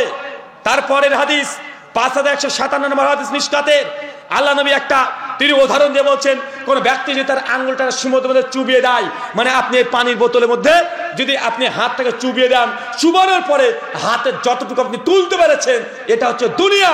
আর যেটা গ্লাসে পড়ে আছে, নবী তো হচ্ছে সাগর, মহাসাগরের কথা, এই সাগর সমপরিমাণ হচ্ছে আখিরাত। তবে দুনিয়া নিয়ে আমরা মেতে আছি না ভাইজান? দুনিয়া, সব জায়গাতে দুনিয়া নিয়ে আমি ছটফট করছি। 2, কারিহাতুল মাউত। মুসলিম জাতি মরতে ভয় পাবে। কি করতে ভয় পাবে? বলেন? যতক্ষণ মৃত্যুকে জয় করতে না পারবেন, মৃত্যুর ভয় হৃদয় থেকে যতক্ষণ না যাবে, সে জাতি কখনো পরিবর্তন হতে পারবে না। এই যে 5 তারিখের ঘটনা কি হয়েছে, যুবকরা মৃত্যু বুক পেতে দিয়েছে। এই যে আবু সাইদ ছিল না, বুক পেতে দিয়েছে না? যখনই তাদের হৃদয় থেকে মৃত্যুর ভয় উঠে যাবে, সেই সময় একটা জাতি ও জিতবে, বিজয় লাভ করবে। আল্লাহ তার জন্য বলছেন যে মুসলিম জাতি ধ্বংসের নির্যাতিত কারণ যে কারিহাতুল মাউত, মৃত্যুকে তারা কঠিন থেকে কঠিন ভয় করবে। আমরা মরতে ভয় পাই না, কঠিন ভয় পাই। দেখেন চাচার বয়স 80 হয়ে গেছে, ওকে যদি বলে যে চাচা আপনি তো দীর্ঘদিন ধরে অসুস্থ আছেন, এক কাজ করেন, আপনার তো 10 বিঘা জমি আছে, 5 বিঘা কাজ করেন, 5 বিঘা জমিটা আল্লাহর ওয়াস্তে মাদ্রাসা বা মসজিদকে দিয়ে দেন। চাচাকে এই কথা গিয়ে বলেন, ও ঘুরে তাকে তো জুতো দিয়ে মারবো, জানিস, সর বলবে, কি বলবেন কথা বলেন? অথচ উনি যদি অসুস্থ হয়, ওর ব্যাটাকে ডেকে বলে, এই তাড়াতাড়ি জমি বিক্রি করে আমাকে ভেলুরে নিয়ে চল, ইন্ডিয়াতে নিয়ে চল, ব্যাঙ্গালোরে নিয়ে চল, বলে কি বলে না? মানে মরবে না, বাঁচবে, বাঁচতে চাই, জমি চলে যাক, আমি বাঁচতে চাই। প্রত্যেক মানুষ হৃদয় যতক্ষণ না পর্যন্ত আপনার এই মৃত্যুর ভয়কে না কাটাবেন, ততক্ষণ সে জাতি কখনো সফল হতে পারবে না। একটা বই পড়ছিলাম, একজন ইহুদির লেখক, ইহুদি। কে বলেন তো? মুসলিম ভাবেন না, ইহুদি। মুসলিমের শত্রু, জাত শত্রু তারা। জুইস উইজডম বলে একটা বই লিখেছে, মানে ইহুদিরা কিভাবে গোটা বিশ্বকে জয় করবে এই জন্য।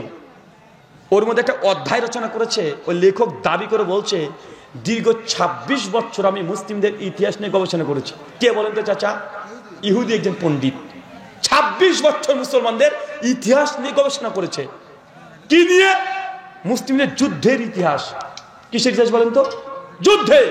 ইহুদির মাথায় কিভাবে একটা পোকা ঢুকে গেছে যে মুসলিমরা গোটা বিশ্ব জগতে এত যুদ্ধ করেছে, প্রত্যেক যুদ্ধে মুসলমানরা বিজয় লাভ করে। এই জাতি কি কাজ করে যে এরা সব যুদ্ধে জিতে যায়, বিজয় লাভ করে? কি কাজ করে এরা? সমস্ত যুদ্ধকে টোটাল তার বই নিয়ে এসেছে, যে মুসলিমদেরকে গোটা বিশ্বে কত নির্যাতন করেছে। ভারতে করে নাই ভাইজান?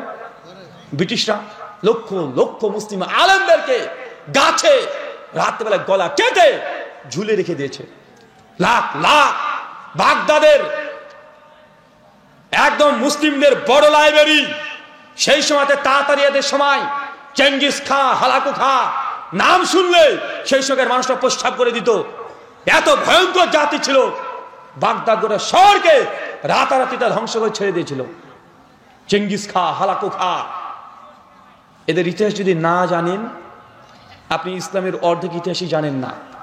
চেঙ্গিস খা, হালাকু খায়, তাতাদের ইতিহাস রাতারাতি লাখ লাখ, এটা গল্প নয়। মানুষদেরকে হত্যা করে পাহাড় তৈরি করেছে, কবরও দেয় নাই, পাহাড় তৈরি করেছে। উঠে দেখেন ইমাম ইবনু কাসির রাহিমাহুল্লাহ আল বিদায়া ওয়ান নিহায়া ৭ম খণ্ডে তাতাদের ডিটেইল ইতিহাস রচনা করে রেখে গেছে। সেই সময় শাইখুল ইসলাম ইবনে তাইমিয়া রাহিমাহুল্লাহ, সেই সময়কার মানুষ, সেই সময়কার আমলের আলেম সমাজ এই চেঙ্গিস খা, হালাকু খান এদের অত্যাচার দেখে মনে করছে যে এরাই হচ্ছে প্রকৃতপক্ষে ইয়াজুজ মাজুজ। অনেকে সেই সময় বলেছে এই তাতারিয়াদেরকে, তাদের অত্যাচারের তীব্রতা কি ছিল চিন্তা করেন। যে আলেমরা বলছে নিঃসন্দেহে এই তাতারিয়া গোষ্ঠী এরা হচ্ছে চেঙ্গিস, এরা হচ্ছে ইয়াজুজ মাজুজের জাতি। কত নির্যাতন করেছে। ইহুদি পণ্ডিত সবকিছু সমাধান করে বলছে যে জাতিকে চেঙ্গিস খান মতো ব্যক্তির এসে ধ্বংস করতে পারে নাই, বরং মুসলিমরাই সালাউদ্দিন ইউসুফি চেঙ্গিস খানের গোষ্ঠীকে ধ্বংস করে ছেড়ে দিয়েছে। বড় বড় জাতির সঙ্গে মুসলিমদের লড়াই হয়েছে। সেই সময় বড় বড় জাতির সঙ্গে কুরসেরের ইতিহাস থেকে সবকিছুতে মুসলমানকে ধ্বংস করেছে, মুসলমানের মাঝে সাত করে আবার গোটা বিশ্ব জগতে রাজত্ব করেছে। ইহুদির ওই গবেষণা করে বলছে এই জাতি এত এনার্জি কোথা থেকে পায়, কিভাবে, কোন যুদ্ধ কৌশল তাদের কাছে আছে যে তাদের সঙ্গে গোটা বিশ্বের কেউ পারে না। বইটার শেষে ছোট্ট একটা কথা লিখেছে, অবাক হয়ে যাবেন। তিনি বলছেন যে আমার ২৬ বছরের গবেষণার ফল, কোন মুসলিম আর্মিদের কখনোই সৈনিক বেশি ছিল না, সামরিক ফোর্স বেশি ছিল না, অস্ত্র বেশি ছিল না। তবে এই জাতির জেতার একটাই কারণ, মুসলিম আর্মি মুজাহিদদের মধ্যে মৃত্যুর ভয় ছিল না। উনি বলছেন যে জাতি মরতে ভয় পায় না। যারা আল্লাহর কাছে দোয়া করে যে আল্লাহ তুই শহীদের মর্যাদা দাও, যারা মৃত্যু চায় প্রতিদিন, পাঁচবার নামাজে মৃত্যু চায়, তো সেই জাতিকে কি দেখে ভয় দেবেন, কি দেখে ভয় করাবেন তাকে? ও তো মরতেই চায়, ও হাসি মুখে চলে আসে মরতে। তো যে জাতির হৃদয়ের মধ্যে মরার জন্য আকাঙ্ক্ষা করে, দোয়া করে তাদের ঈশ্বরের কাছে যে আমাকে মৃত্যু দাও আল্লাহ, আমাকে মৃত্যু দাও, কাফেরদের হাতে যেন মরে যায়। যে জাতি এমন জজবা নিয়ে মাঠে নামবে, সে জাতিকে আর কে ভয় দেখাতে পারে? ও তো মরতে চায়। এটা ইহুদি পণ্ডিতের গবেষণা। আচ্ছা, এখন মুসলিমদের কি? এত সুন্দর আলোচনা শুনছেন, এই মাঝখান থেকে একটা ছুঁচো যদি দৌড় মারে না, ছত্রভঙ্গ হয়ে যাবে। এখন যে একটা ছুঁচো পর্যন্ত ভাত, ওই যে ইঁদুর যদি একটু ক্যালবাল করে চলে যায় না মাঝখান দিয়ে, আর্ধেক মানুষ এই ফিল্ড ত্যাগ করে পালিয়ে যাবে। কিন্তু মুসলিমদের ইতিহাস, তারা মৃত্যুকে ভয় করেনি বিধায় তারা প্রত্যেক যুদ্ধে তারা বিজয় লাভ করেছে। এটা আপনি বাস্তব প্রমাণ পাবেন। কি জানেন? আচ্ছা, যখন একজন মুজাহিদ যখন লড়াই করে, তার পিছু কোনো টান থাকে না, সে হাসি মুখে লড়াই করছে। কারণ সে যদি জিতে যায়, যদি বিজয় লাভ করে, বেঁচে যাবে, গাজী হয়ে যাবে। আর মৃত্যুবরণ করলে শহীদ হয়ে যাবে, সবচেয়ে সেরা মৃত্যু। যার হৃদয় এটা আছে।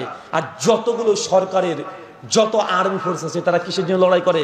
যে আমি লড়াই করছি ও তার পদমর্যাদা লাভের জন্য করে না ভাইজান, ও টাকার জন্য।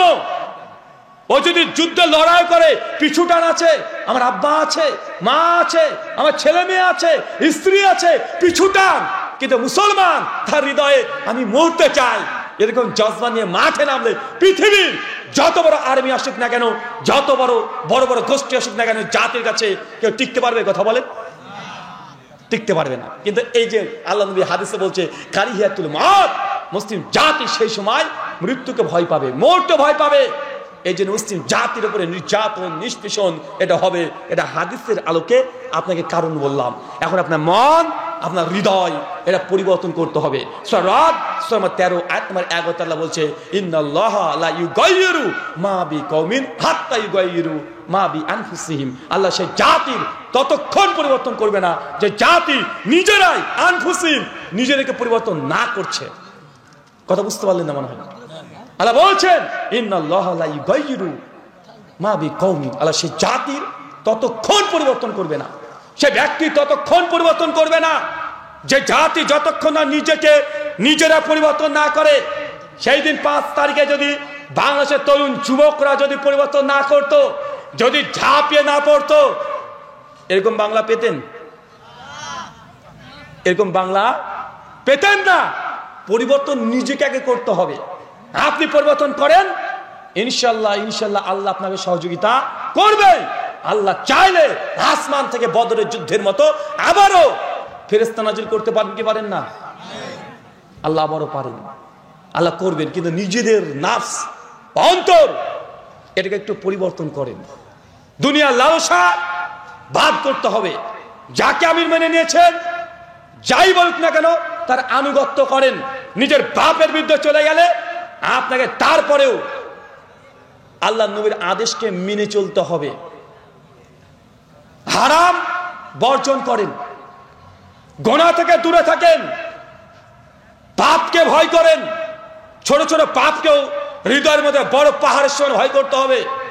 যতক্ষণ পর্যন্ত এই নিজের নাফস অন্তরকে পরিবর্তন করতে না পাচ্ছেন, তখন পর্যন্ত মুসলিম জাতিকে পুরো বিশ্বের কাছে জঙ্গি, সন্ত্রাসী, আতঙ্কবাদী এই নামগুলোতে আগে আমাদেরকে এই নামে মানুষ ডাকবে, নির্লজ্জের মতো আমাদেরকে শুনতে হবে। আল্লাহ সুবহানাহু ওয়া তাআলা আমাদের হৃদয়, আমাদের মন তুমি পরিবর্তন করে, সকলে বলি আমিন আমিন। আপনাদের কাজ কি বললাম বলেন তো? এই আলোচনা থেকে কি শিখলেন? জি হ্যাঁ, নিজের পরিবর্তন আগে করতে হবে। 1 2 লোভ লালসাকে দূর করে দেন। 3 আমির যাকে মেনে নিচ্ছেন তার আনুগত্য করেন। 4 নিজের বিরুদ্ধে চলে গেল নবী যে আদেশ করেছে, নবীর আদেশকে মানার চেষ্টা করেন। মাযহাবের দোহাই দিয়ে, নিজের দল মতো দোহাই দিয়ে নবীর আদেশ, নবীর সুন্নাতকে ছোটখাটো মনে করা যাবে না। যদি করেন, আল্লাহ বলছেন তুসিবাম ফিতনা, আমি সেই জাতিকে ফিতনা দিয়ে জর্জরিত করে দেব।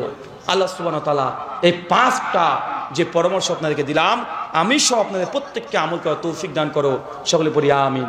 আচ্ছা, আলোচনা প্রশ্ন তো করবো না, ছুটি নেবেন?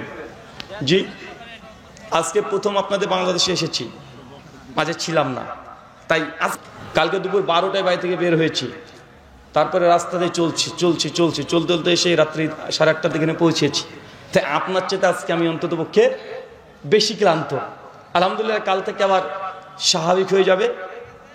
জি, প্রশ্ন করেন।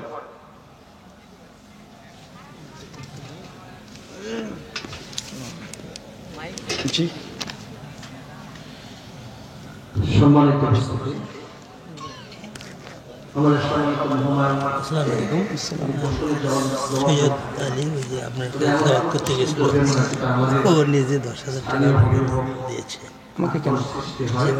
আপনাকে অর্ডার করে আসছিল 10,000 টাকা। কি বলছে? এই ভাইয়ের সঙ্গে কথা বলো, এই ভাইয়ের সঙ্গে কথা বলো। একজন প্রশ্ন করেছেন, মোহতারাম, জুমার সালাতে কয়টি আযান দিতে হবে? কোরআন ও হাদিস দ্বারা বুঝিয়ে দিবেন। শুকরান। ভাই প্রশ্ন করেছেন জুমার দিনে কয়টা আজান দেবে? সমস্যা দুইটা না তিনটা, তাই না? দুইটা না তিনটা তো নাকি? হ্যাঁ? দুইটা না একটা না, তা তো না। হাদিসে দুটো না একটা নিয়ে দ্বন্দ্ব নেই, দুইটা না তিনটা হবে। কারণ একামতকেও হাদিসে আজানই বলা হয়েছে। একামত আজান না, তার মানে কি হল হিসাবে? দুইটা না তিনটা। তো আপনার ভাষায় বলি একটা না দুইটা, নয়তো আপনার মাথার উপর দিয়ে চলে যেতে পারে। সহিহ বুখারী কিতাবে জুমা হাদিস মানে 12, 13, 14, 15, 16 পরপর হাদিস আসছে। যারা দুই আজানের পক্ষে তারাও এই মাসালায় একমত, যারা এক আজানের পক্ষে তারাও এই মাসালায় একমত যে আল্লাহ নবীর জামানায় একটাই আজান হয়েছে। 2 খলিফায়ে আউয়াল আবু বকর সিদ্দিক রাদিয়াল্লাহু আনহু তার জামানাতেও একটাই আজান হয়েছে। 3 ফারুকে আজম ওমর ইবনুল খাত্তাব রাদিয়াল্লাহু আনহু তার জামানাতেও একটাই আজান হয়েছে। চাচা এটা আপনি শোনেন, কারণ এই ঝামেলা আপনি বেশি করেন। এটা চাচার মাসালা, যুবকরা সব মেনে নিয়েছে অনেক আগে। কয়টা হবে? এখানে চাচা সমস্যা বেশি করে। 3 ওসমান বিন আফফান রাদিয়াল্লাহু আনহু তিনিও তার জামানায় একটাই আজান দিয়েছেন, প্রায় 6 বছর লাগাতার। শেষ দিকে এসে তিনি 2 নম্বর আজান চালু করেছিলেন। আলী বিন আবি তালেব ইসলামের 4র্থ খলিফা, আল্লাহ নবী আলাইহিস সালামের জামাই, তিনি তার জামানায় কুফাতে একটাই আজান দিয়েছে। চাচা কি বুঝলেন তাহলে? 4 খলিফার মধ্যে কয় খলিফা কয়টা আজান দিয়েছে? 4 খলিফার মধ্যে 3.5 খলিফা। কয় খলিফা? 3.5 খলিফা একটা আজান দিয়েছে। 3.5 খলিফা কেন বললাম বলেন তো? ওসমান বিন আফফান রাদিয়াল্লাহু আনহু তার অর্ধ খিলাফতের মধ্যে কয়টা দিয়েছে? একটাই দিয়েছে। শেষে গিয়ে 2টো করেছে, তো 3.5 খলিফা হলো না? তো 3.5 খলিফা একটা আজান দিয়েছে। আল্লাহ নবী কয়টা দিয়েছে? একটাই দিয়েছে। এখন বলেন তো কয়টা তাহলে উত্তম? কেন? নবীরও আমল আছে, 4 খলিফার মধ্যে 3.5 খলিফার আমলও আছে। ওসমান বিন আফফান দ্বিতীয় আজান চালু করেছেন। আচ্ছা বুঝতে পারলাম যে সাহাবীদের মধ্যে একটা মতভেদ আসলো। তাহলে 4 খলিফার মধ্যে 3 খলিফায় একটা দিয়েছে, ওসমান বিন আফফান দ্বিতীয় আজান চালু করেছে। তখন আমরা কি করব? সমাধান হাদিসে আছে। আল্লাহ নবী বলেছেন, সহিহ বুখারী হাদিস নাম্বার সুনান জামি তিরমিজি হাদিস নাম্বার 2676, সুনান আবু দাউদ কিতাবুল ফিতান হাদিস নাম্বার 4607, মিশকাত হাদিস নাম্বার 140। আল্লাহ নবী বলছেন, মৃত্যুর পর ইখতিলাফুন কাসীরা, আমার উম্মত বড় বড় মতভেদে লিপ্ত হবে। ফালাইকুম বিসুন্নতি, যখন উম্মতের মধ্যে মতভেদ হবে তখন আমার সুন্নাতকে আঁকড়ে ধরো, মারে দাঁত দিয়ে আঁকড়ে ধরবে। ও সুন্নাতে খুলাফায়ে রাশিদিন ও মাহদিন, এরপরে আমার খলিফা যারা হবে তাদের সুন্নাতকে আঁকড়ে ধরো। চাচা বলেন তো মতভেদ হলে কি করতে হয়? কথা বলেন। এক আল্লাহ নবীকে আঁকড়ে ধরতে হবে।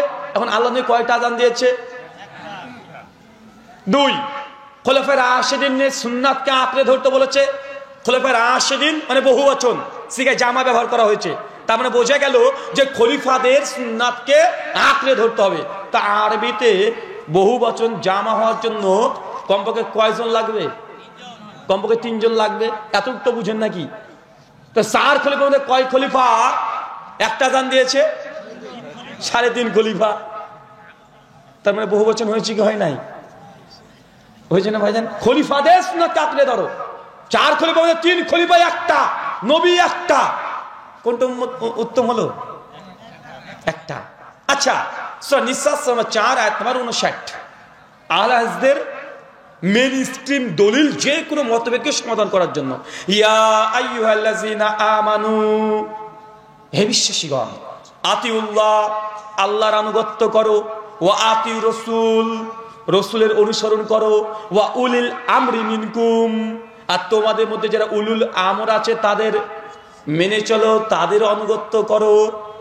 তার মানে বুঝে গেল আল্লাহকে মানতে হবে, নবীকে মানতে হবে। উলুল আমর, উলু এক বচন না বহুবচন? বহুবচন।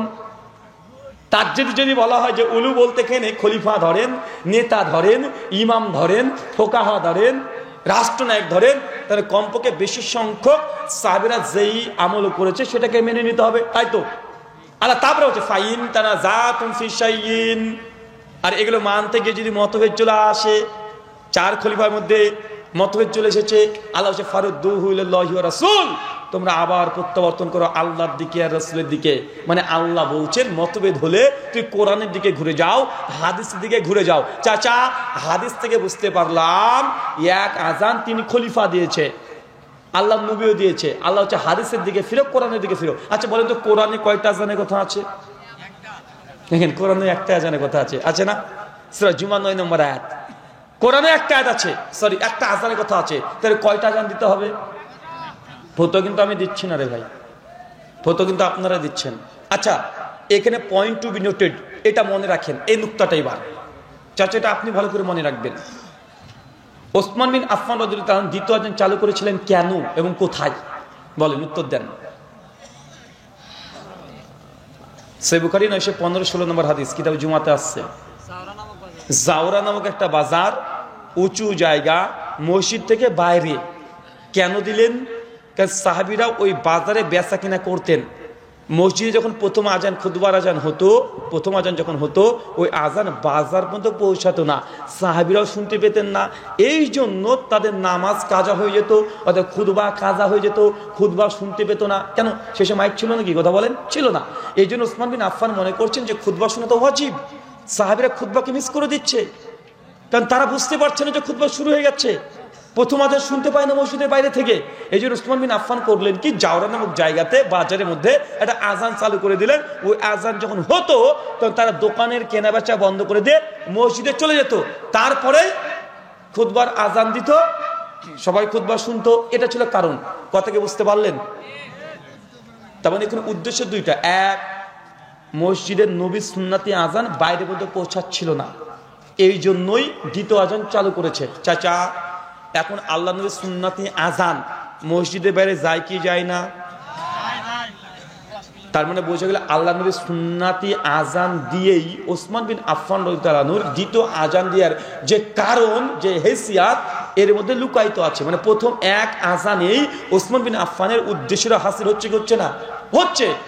তাহলে এখন এক আজান দিবেন না 2 আজান? তারপরে বলি দ্বিতীয় আজান দেওয়াটা বেদাত নয়। এখনো সেই মানে নুক্তা যদি পাওয়া যায়, ত্রুটি যদি পাওয়া যায়, এলাকাতে 10 দিন লোডশেডিং হয়ে গেছে, ধরেন মাইক চলছে না। এখন আপনি যদি মনে করেন যে একটা আজান মসজিদে দিব আর একটা আজান মসজিদের বাইরে গিয়ে দিব জুমার দিন, দেন, কোনো সমস্যা নেই, কিন্তু কোনো কারণই নেই কেন দিচ্ছেন। কারণ যদি পাওয়া যায় এখনো দেন। তবে ওসমান বিন আফফান দ্বিতীয় আজান মসজিদের ভেতরে চালু করে নাই। কোথায় চালু করেছেন?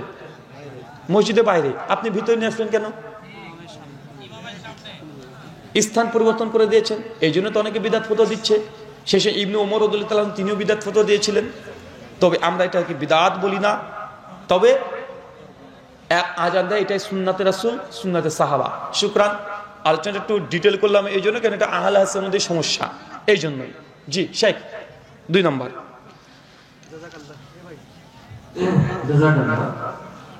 একজন প্রশ্ন করেছেন, সালাতের কাতারের মধ্যে খুঁটি থাকলে চলবে কি? জামি তিরমিজি হাদিস নাম্বার 212, 13, 14 কাতার অধ্যায়ে আল্লাহ নবী বলছেন, 2 মানে কাতারের মধ্যে যেন কোনো রকম বিচ্ছিন্নতা না হয়। সুনান আবু দাউদ হাদিস 665, 66, 67। আর কাতারের মধ্যে যদি কোনো থম থাকে, আল্লাহ নবী নিষেধ করেছেন, কাতারের মধ্যে বিচ্ছিন্নতা করা যাবে না। ইমাম আহমদ ইবনে হাম্বল রাহিমাহুল্লাহ ফতোয়া, তিনি বলেছেন যে মসজিদের মধ্যে মানুষের আধিক্যতা বেড়ে যায়। কি বললাম বলেন তো? মসজিদের মানুষের আধিক্যতা বেড়ে যায়, বা যে কোনো জায়গাতে জামাত হচ্ছে, এখানে মসজিদ পূর্ণ হয়ে গেছে, মানে কাতারটা ওই থমের মধ্যে পড়ে যাচ্ছে। এই ক্ষেত্রে কেউ যদি কাতার যদি থমের মধ্যে রেখে দিয়ে যদি করে, নামাজ জায়েজ হয়ে যাবে। কথা বুঝতে পারলেন? স্বাভাবিক গতিতে তাই যে মসজিদে 2 কাতারে মুসল্লি হয়, এখন একটু আগে পিছিয়ে করলে ওই কাতার থেকে পিলার বা থমটাকে আপনি বিচ্ছিন্ন করতে পারবেন। তাই থমের মধ্যে কাতার করবেন না, একটু পিছনে চলে যান বা আগিয়ে আসেন। কথা বুঝতে পারলেন? এটা মাজুর অবস্থায় কেউ যদি কাতারের মধ্যে যদি পিলার চলে আসে, জায়েজ। স্বাভাবিকভাবে অনুচিত, সুন্নাতের বিরুদ্ধে আচরণ করা। 2 নম্বর, নামাজ বাতিল হয়ে যাবে এমনটা নয়, এবং নামাজের এটা ওই হানাফি ভাইদের মধ্যে মুকরু হবে। মানে মাকরুহ। জি,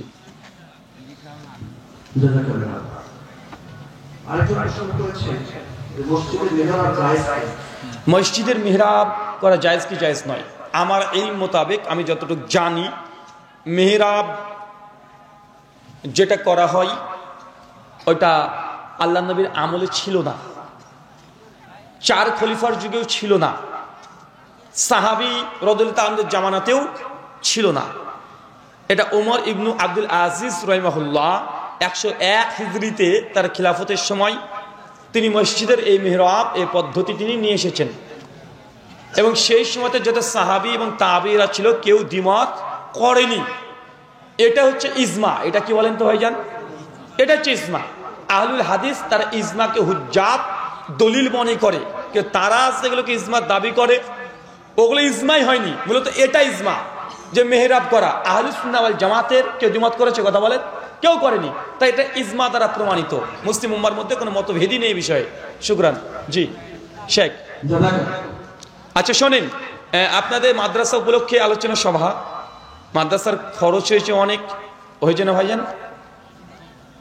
টাকা চাইলে তো আপনারা তো ভয় করেন, বুঝছো, জান দেবো মাল দেবো না, এরকম আছে না?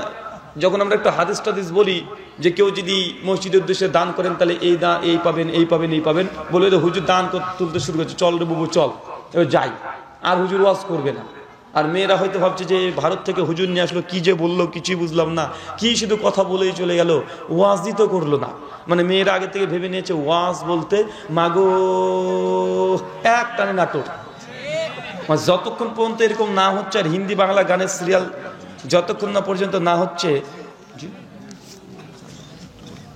যতক্ষণ পর্যন্ত না হচ্ছে তখন ওয়াজই মনে করে না। তো এই যুবক যারা আছে আজকের আয়োজক কর্তৃপক্ষ, আপনাদের মধ্যে চাদর নিয়ে যাবে, টাকা দিবেন না পালিয়ে যাবেন? দেবেন তো ইনশাআল্লাহ? আচ্ছা, কে কে দিবেন না তারা একবার হাত তোলেন তো। হ্যাঁ, কে কে দেবেন না? এই দুটো যাও তো। যাদের এখনো বিয়ে হয়নি তারা পকেট থেকে টাকা বের করেন, টাকা বের করে দিয়ে দেন। কিন্তু এখন আল্লাহ এই 200 টাকা, 200 টাকা তোমার হস্তে দিয়ে দিলাম, আল্লাহ একটা পরেশগার বিবি যেন আপনার ভাগ্যে থাকে, দোয়াটা করবেন, ইনশাআল্লাহ কবুল হয়ে যাবে। জি শেখ, তৃতীয় প্রশ্ন।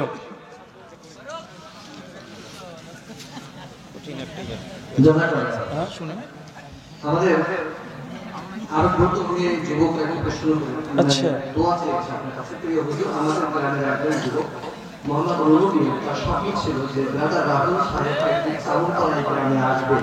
আপনি ঠিকই এসেছেন, কিন্তু আর সে পৃথিবীতে এখন নেই। 6 মাস আগে মাত্র 20 বছর বয়সে যুবকটি মৃত্যুবরণ করেছে। তার জন্য আপনি দোয়া করবেন। এটা খুব হৃদয় বিদারক কথা বা মেসেজ, যে তার আকাঙ্ক্ষা ছিল যে আমি আসব, কিন্তু আল্লাহ সুবহানাহু ওয়া তাআলা তার আগেই তাকে দুনিয়া থেকে তার জিম্মায় নিয়ে নিয়েছে।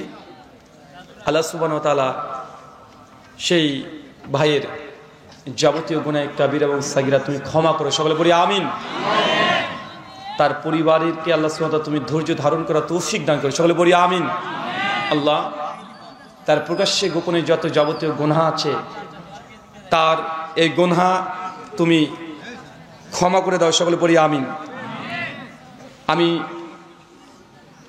যেহেতু সে আমাকে পছন্দ করত, আমার সঙ্গে দেখা করার তার ইচ্ছেও ছিল, আল্লাহ সুবহানাহু ওয়া তাআলা আমাদেরকে দুনিয়াতে একত্রিত করেনি। ইনশাআল্লাহ ইনশাআল্লাহ জান্নাতে যেন আমরা তার সঙ্গে একসঙ্গে সাক্ষাৎ করতে পারি, আল্লাহ সেইভাবে আমাদের দুজনকে তুমি কবুল করে নাও, সকলে বলি আমিন। আমি সেই ভাইয়ের জন্য আমার তরফ থেকে এই মাদ্রাসাতে 500 টাকা দান করছি। আল্লাহ সুবহানাহু ওয়া তাআলা এই দানের বরকতে সেই ভাইয়ের যাবতীয় গুনাহ আল্লাহ যেন ক্ষমা করে দেয়, সকলে বলি আমিন। শুকরিয়া। আরেকজন দোয়া চেয়েছে। আচ্ছা, এটা দিয়ে দেন তো কমিটিকে। আহলে হাদিস ও হানাফি মাযহাবের মূল পার্থক্য সংক্ষেপে বুঝিয়ে দিন। আহলুল হাদিস এবং হানাফি মাযহাবের মূল পার্থক্য, বা এটা এক কথায় বলা যাবে না। আমার একটা লেখা বই আছে, বইয়ে নিয়ে এসেছেন আজকে না? নাই, সম্ভবত গাড়িটা অনেক দূরে আছে, মাযহাব তাকলিদ ভ্রান্তি নিরসন, এই বইটাতে পেয়ে যাবেন। ছোট্ট কথা বলতে গেলে হানাফি মাযহাব এবং আহলুল হাদিস, এই দুজনের মধ্যে মূল পার্থক্য হচ্ছে মানহাজগত। কি গত বলেন তো? মানহাজ, মানহাজ মানেও চলার পথ, তরিকা, রাস্তা। মাযহাব মানে এটার মানেও চলার পথ, রাস্তা। তো তাদের দুজনের রাস্তার মধ্যে পার্থক্য আছে। কি আছে বলেন তো ভাইজান? পার্থক্য আছে। মাযহাব যারা মানছে তারা মনে করছে যে আমরা ইমাম আবু হানিফা রাহিমাহুল্লাহ তার ফিকহা, তার ফিক যেগুলো আছে আমরা সেগুলোই মানবো, চাই সেটা কোরআনের পক্ষে থাক বা বিপক্ষে যাক। আহলুল হাদিসদের দাবি বা তাদের মানহাজ হচ্ছে এইটা যে আমরা চার ফিক, হানাফি, শাফি, মালিকি, হাম্বলি রাহিমাহুল্লাহ, চার ইমাম তারা কোরআন হাদিস থেকে অগাধ পাণ্ডিত্য রেখে তারা জ্ঞান অর্জন করেছে এবং ফতোয়া ফরজ দিয়ে গেছে। আমরা সেই চারজনের ফতোয়া কোরআন হাদিসের আলোকে দেখি কার ফতোয়াটা কতটুকু গ্রহণযোগ্য, কোনটা কোরআন সুন্নাহর অনুকূলে বেশি সঠিক, আমরা সেটাই মানার চেষ্টা করি। একটা মিসাল মানে উদাহরণ আপনাকে দিই, আপনি বুঝতে পারবেন। ধরেন ইমাম আবু হানিফা রাহিমাহুল্লাহ তিনি বলেছেন যে ইমামের পেছনে মুক্তাদি সূরা ফাতিহা পড়বে না, এটা মাকরুহ। এটা হানাফি ভাইদের ফতোয়া না ভাই? ইমাম শাফি রাহিমাহুল্লাহ বলেছেন ইমামের পেছনে মুক্তাদি সূরাতুল ফাতিহা পড়বে, এটা ওয়াজিব, না পড়লে নামাজি হবে না। এখন দুই ইমাম তাদের মধ্যে মতভেদ। আমরা আহলে হাদিসের মানহাজ কি? আমরা তদন্ত করে দেখলাম যে ইমাম আবু হানিফা রাহিমাহুল্লাহর ফতোয়া দিয়েছেন এই পক্ষে কি কি দলিল দিয়েছেন মাকরুহের পক্ষে। ইমাম শাফির দলিলগুলো দেখলাম যে কি কি কোরআন হাদিসের দলিল দিয়ে তিনি ওয়াজিব প্রমাণ করার চেষ্টা করছে। আমরা তদন্ত করে দেখছি যে ইমাম শাফি এই মাসআলায় যে দলিল দিয়েছে এটা অকাট্য এবং ইমাম আবু হানিফা রাহিমাহুল্লাহর যে দলিলগুলো ওর মধ্যে দুর্বলতা আছে। তো আমরা এই মাসআলায় ইমাম শাফির মানহাজ বা তার ফতোয়া ফিককে আমরা গ্রহণ করেছি। দুই, আরেকটু আগে যান, ইমাম আবু হানিফা রাহিমাহুল্লাহর মতে ইমাম সাহেব যখন নামাজে সূরাতুল ফাতিহা পড়ার পূর্বে আউযু বিল্লাহ বিসমিল্লাহ এটা সশব্দে পড়া যাবে না, এটা নিঃশব্দে পড়তে হবে। কথা কি বুঝতে পারলেন? কিন্তু ইমাম শাফি রাহিমাহুল্লাহর মত অনুযায়ী যে না, আউযু বিল্লাহ বিসমিল্লাহ ফাতিহার মতোই জোরে জোরে পড়তে হবে, এটা ইমাম শাফির ফতোয়া। আমরা আহলুল হাদিসরা গবেষণা করে দেখলাম যে এই মাসআলাতে ইমাম শাফি রাহিমাহুল্লাহ তার ফতোয়ায় দুর্বলতা আছে। কেন? তিনি যে হাদিস পেশ করেছে ও হাদিস সহিহ নয়। ইমাম তিরমিজি রাহিমাহুল্লাহ হাদিস নিয়ে এসে ওখানে যায়ীফ ঘোষণা করেছেন। শেখ আলবানী যায়ীফ বলেছেন, পূর্বের মুহাদ্দিস ইমাম হাজার, ইমাম যাহাবি রাহিমাহুল্লাহ, ইমাম ইবনে হাজম রাহিমাহুল্লাহ তারা যায়ীফ বলেছে। আমার কথা কি বুঝতে পারলেন? দেখেন এক ফতোয়ায়, এই ফতোয়াতে ইমাম আবু হানিফা একদম হকের উপর আছে আলহামদুলিল্লাহ, কিন্তু ইমাম শাফির ফতোয়া হাদিস যেগুলো দলিল পেশ করেছে দুর্বলতা আছে। আরেকটা মাসআলা শুনে নেন, ইমাম আহমদ ইবনে হাম্বল রাহিমাহুল্লাহর মত অনুযায়ী রুকু থেকে উঠে সামি আল্লাহু লিমান হামিদা বলে বুকের পুরে হাত বাঁধতে হবে, এটা ইমাম আহমদ ইবনে হাম্বলের ফতোয়া। কিন্তু ইমাম মালিক, ইমাম আবু হানিফা, ইমাম শাফির মত অনুযায়ী যে না, হাতকে ছেড়ে দিতে হবে। কথা কি বুঝতে পারলেন? তো আমরা এই মাসআলাতে তাহকিক করে দেখছি যে ইমাম আহমদ বিন হাম্বল রাহিমাহুল্লাহ বুকের উপরে আবার হাত বাঁধা মানে রুকু থেকে উঠে আবার হাত বাঁধতে হবে, কি দলিল দিয়েছে? তো মুসনাদে আহমদে কিছু রিওয়ায়াত নিয়ে এসেছে, তবে সিমাক বিন হারব থেকে একটা রিওয়ায়াত। তো আমরা দেখছি যে সনদের মধ্যে দুর্বলতা আছে। সিমাক বিন হারব বিখ্যাত মুদাল্লিস রাবি, তাদলিস আছে। শারিক কাজী তিনিও মুদাল্লিস, তাদলিস আছে। সরি, সিমাক বিন হারব সেকা রাখবি, শারিক বিন কাজী ইনিয়েছেন যায়ীফ এবং মুদাল্লিস রাবি। তো হাদিসে তাহকিক করতে গিয়ে দেখছি যে এই রিওয়ায়াতটা এটা দুর্বল, যায়ীফ। শেখ আলবানী তার সিলসিলা হাদিসে যায়ীফের মধ্যে আলোচনা করেছেন, সিফাতুস সালাতুন নবীর মধ্যেও তিনি আলোচনা করেছেন। তো দেখলাম ইমাম আহমদের এই ফতোয়া এটা হাদিস সহিহ দ্বারা প্রমাণিত নয়, বরং দুর্বল। আমরা এই ফতোয়া নিইনি। কিন্তু ইমাম আবু হানিফা, শাফি, মালিকের মাযহাব যে না, হাত ছেড়ে দিতে হবে, আমরা চাই তাদের দলিলই বেশি মজবুত, তার জন্য এখানে আমরা এই তিন মাযহাবের ফতোয়াকে গ্রহণ করেছি। কথা কি বুঝতে পারলেন? আচ্ছা, আর একটা মাসআলা শুনে নেন, চার মাযহাব থেকে একটা করে উদাহরণ দিলে বুঝতে পারবেন। ইমাম মালিক রাহিমাহুল্লাহর মত অনুযায়ী ফরজ নামাজে মানুষ আল্লাহু আকবার বলে হাত বাঁধবে না, ছেড়ে দিবে। কথা কি বুঝতে পারলেন? ছেড়ে দিতে হবে। কিন্তু শাফি, হাম্বলি এবং আবু হানিফা রাহিমাহুল্লাহ মাযহাব, তিন মাযহাব বলছে না, বাধ্য হবে।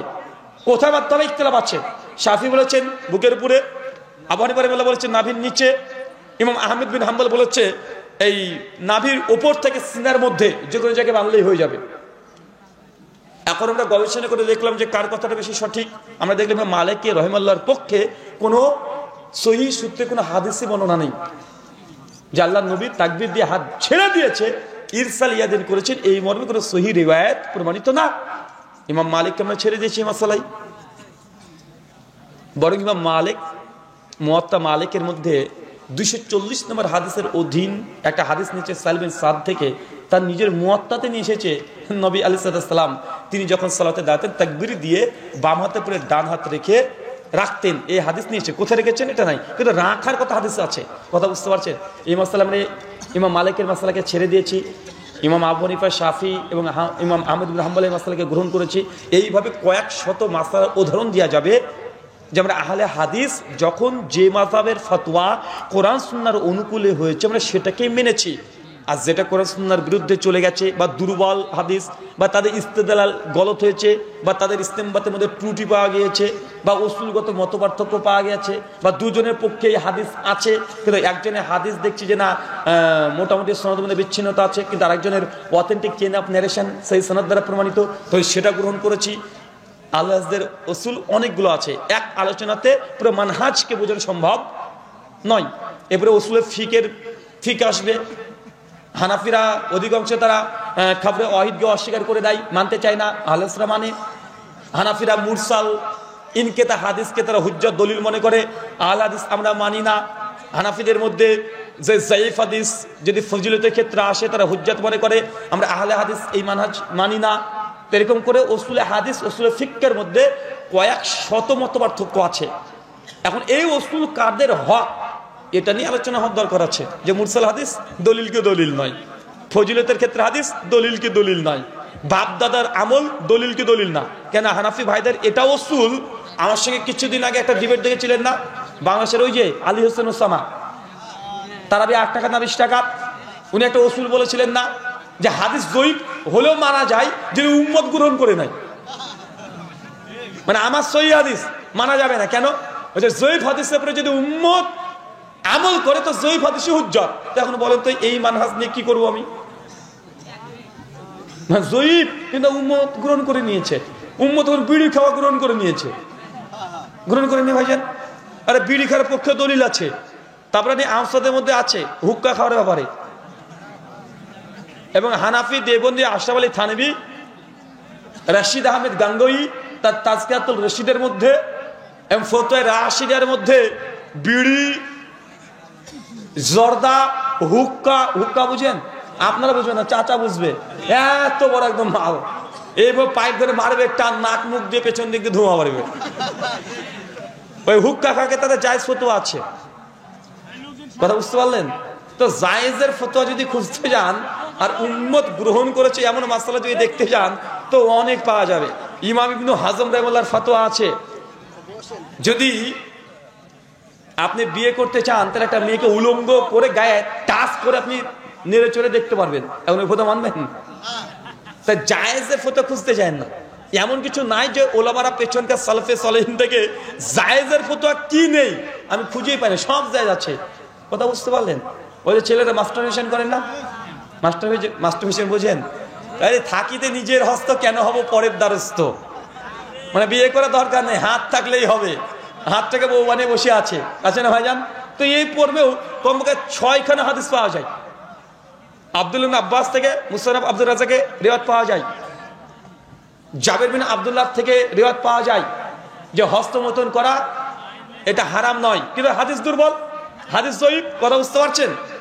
মানা যাবে না। তাই জয়ীফ হাদিসের উপরে যদি আমল করতে হয় তাহলে হুজুরদেরকে কি করতে হবে বলতে পারবে, ফতোয়া দিতে হবে, ছেলেদেরকে বলতে হবে যে তোরা কর, বিয়ে করতে হবে না। তাই ভাই মানহাজ কত যদি আলোচনা করতে যাই আরো 1.5-2 ঘন্টা বিষয়। আর জায়েজের ফতোয়া কোনো খুঁজতে যায় না, জায়েজের ফতোয়া নাই এমন কোনো ফতোয়া আমি পাইনি আজ পর্যন্ত যে জায়েজ নাই বা দলিল নাই। ওই যে একটা হরিণ বাঁধা ছিল গাছেরই তলায়, এ ওয়াজ শুনেছেন না? এই হাদিসে কি দলিল নাই? আরে দলিল আছে। আল বিদায়া ও নিহার মধ্যে সনদ সহকারে ইমাম ইবনে কাসির বর্ণনা করেছে, তারিখে দামেস্কের মধ্যে আছে, ইমাম বাইহাকি দালাইলুন নবুয়তের মধ্যে সনদ মজুদ আছে। জ্ঞান অর্জনের জন্য চীন দেশে যাও, এই হাদিস জাল, কিন্তু দলিল নাই। দলিল তো আছে, সহিহ কুবরা লিল বাইহাকির মধ্যে আছে, ইমাম বাইহাকি রাহিমাহুল্লাহ তার শুবুল ঈমানের মধ্যে নকল করেছে, কমপক্ষে 4টে সনদ আছে। তাই জায়েজ এই দলিল খুঁজতে যায় না, সবকিছু পেয়ে যাবেন। আর হাদিস খুঁজতে যায় না, সবকিছুর হাদিস পেয়ে যাবেন। হাদিস কি খুঁজতে হবে বলেন তো? সহিহ। কি খুঁজতে হবে? হাদিস সব আছে। কি দিবেন, কি জায়েজ করতে চাইবেন বলেন?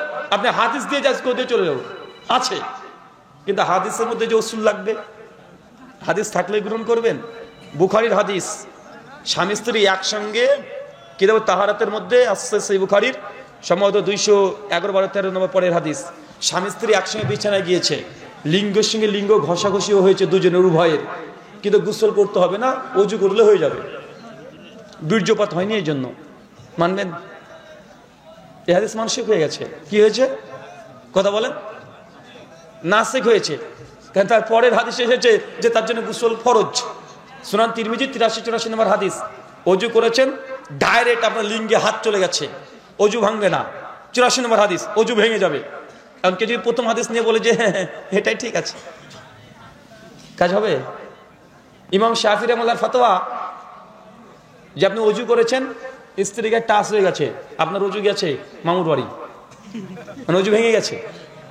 ইমাম আবু হানিফা রাহমাতুল্লাহ বলছেন যে না, ঘষাঘষি করলেও, মানে ঘষাঘষি মানে গায়ে যে ডলাডলি হয়, তারপর আপনার অজু ভাঙবে না, যতক্ষণ না পর্যন্ত উত্তেজনা বশত আপনার লিঙ্গ থেকে কিছু মজি বা মনি কিছু বের না হচ্ছে, ততক্ষণ অজু ভাঙবে না।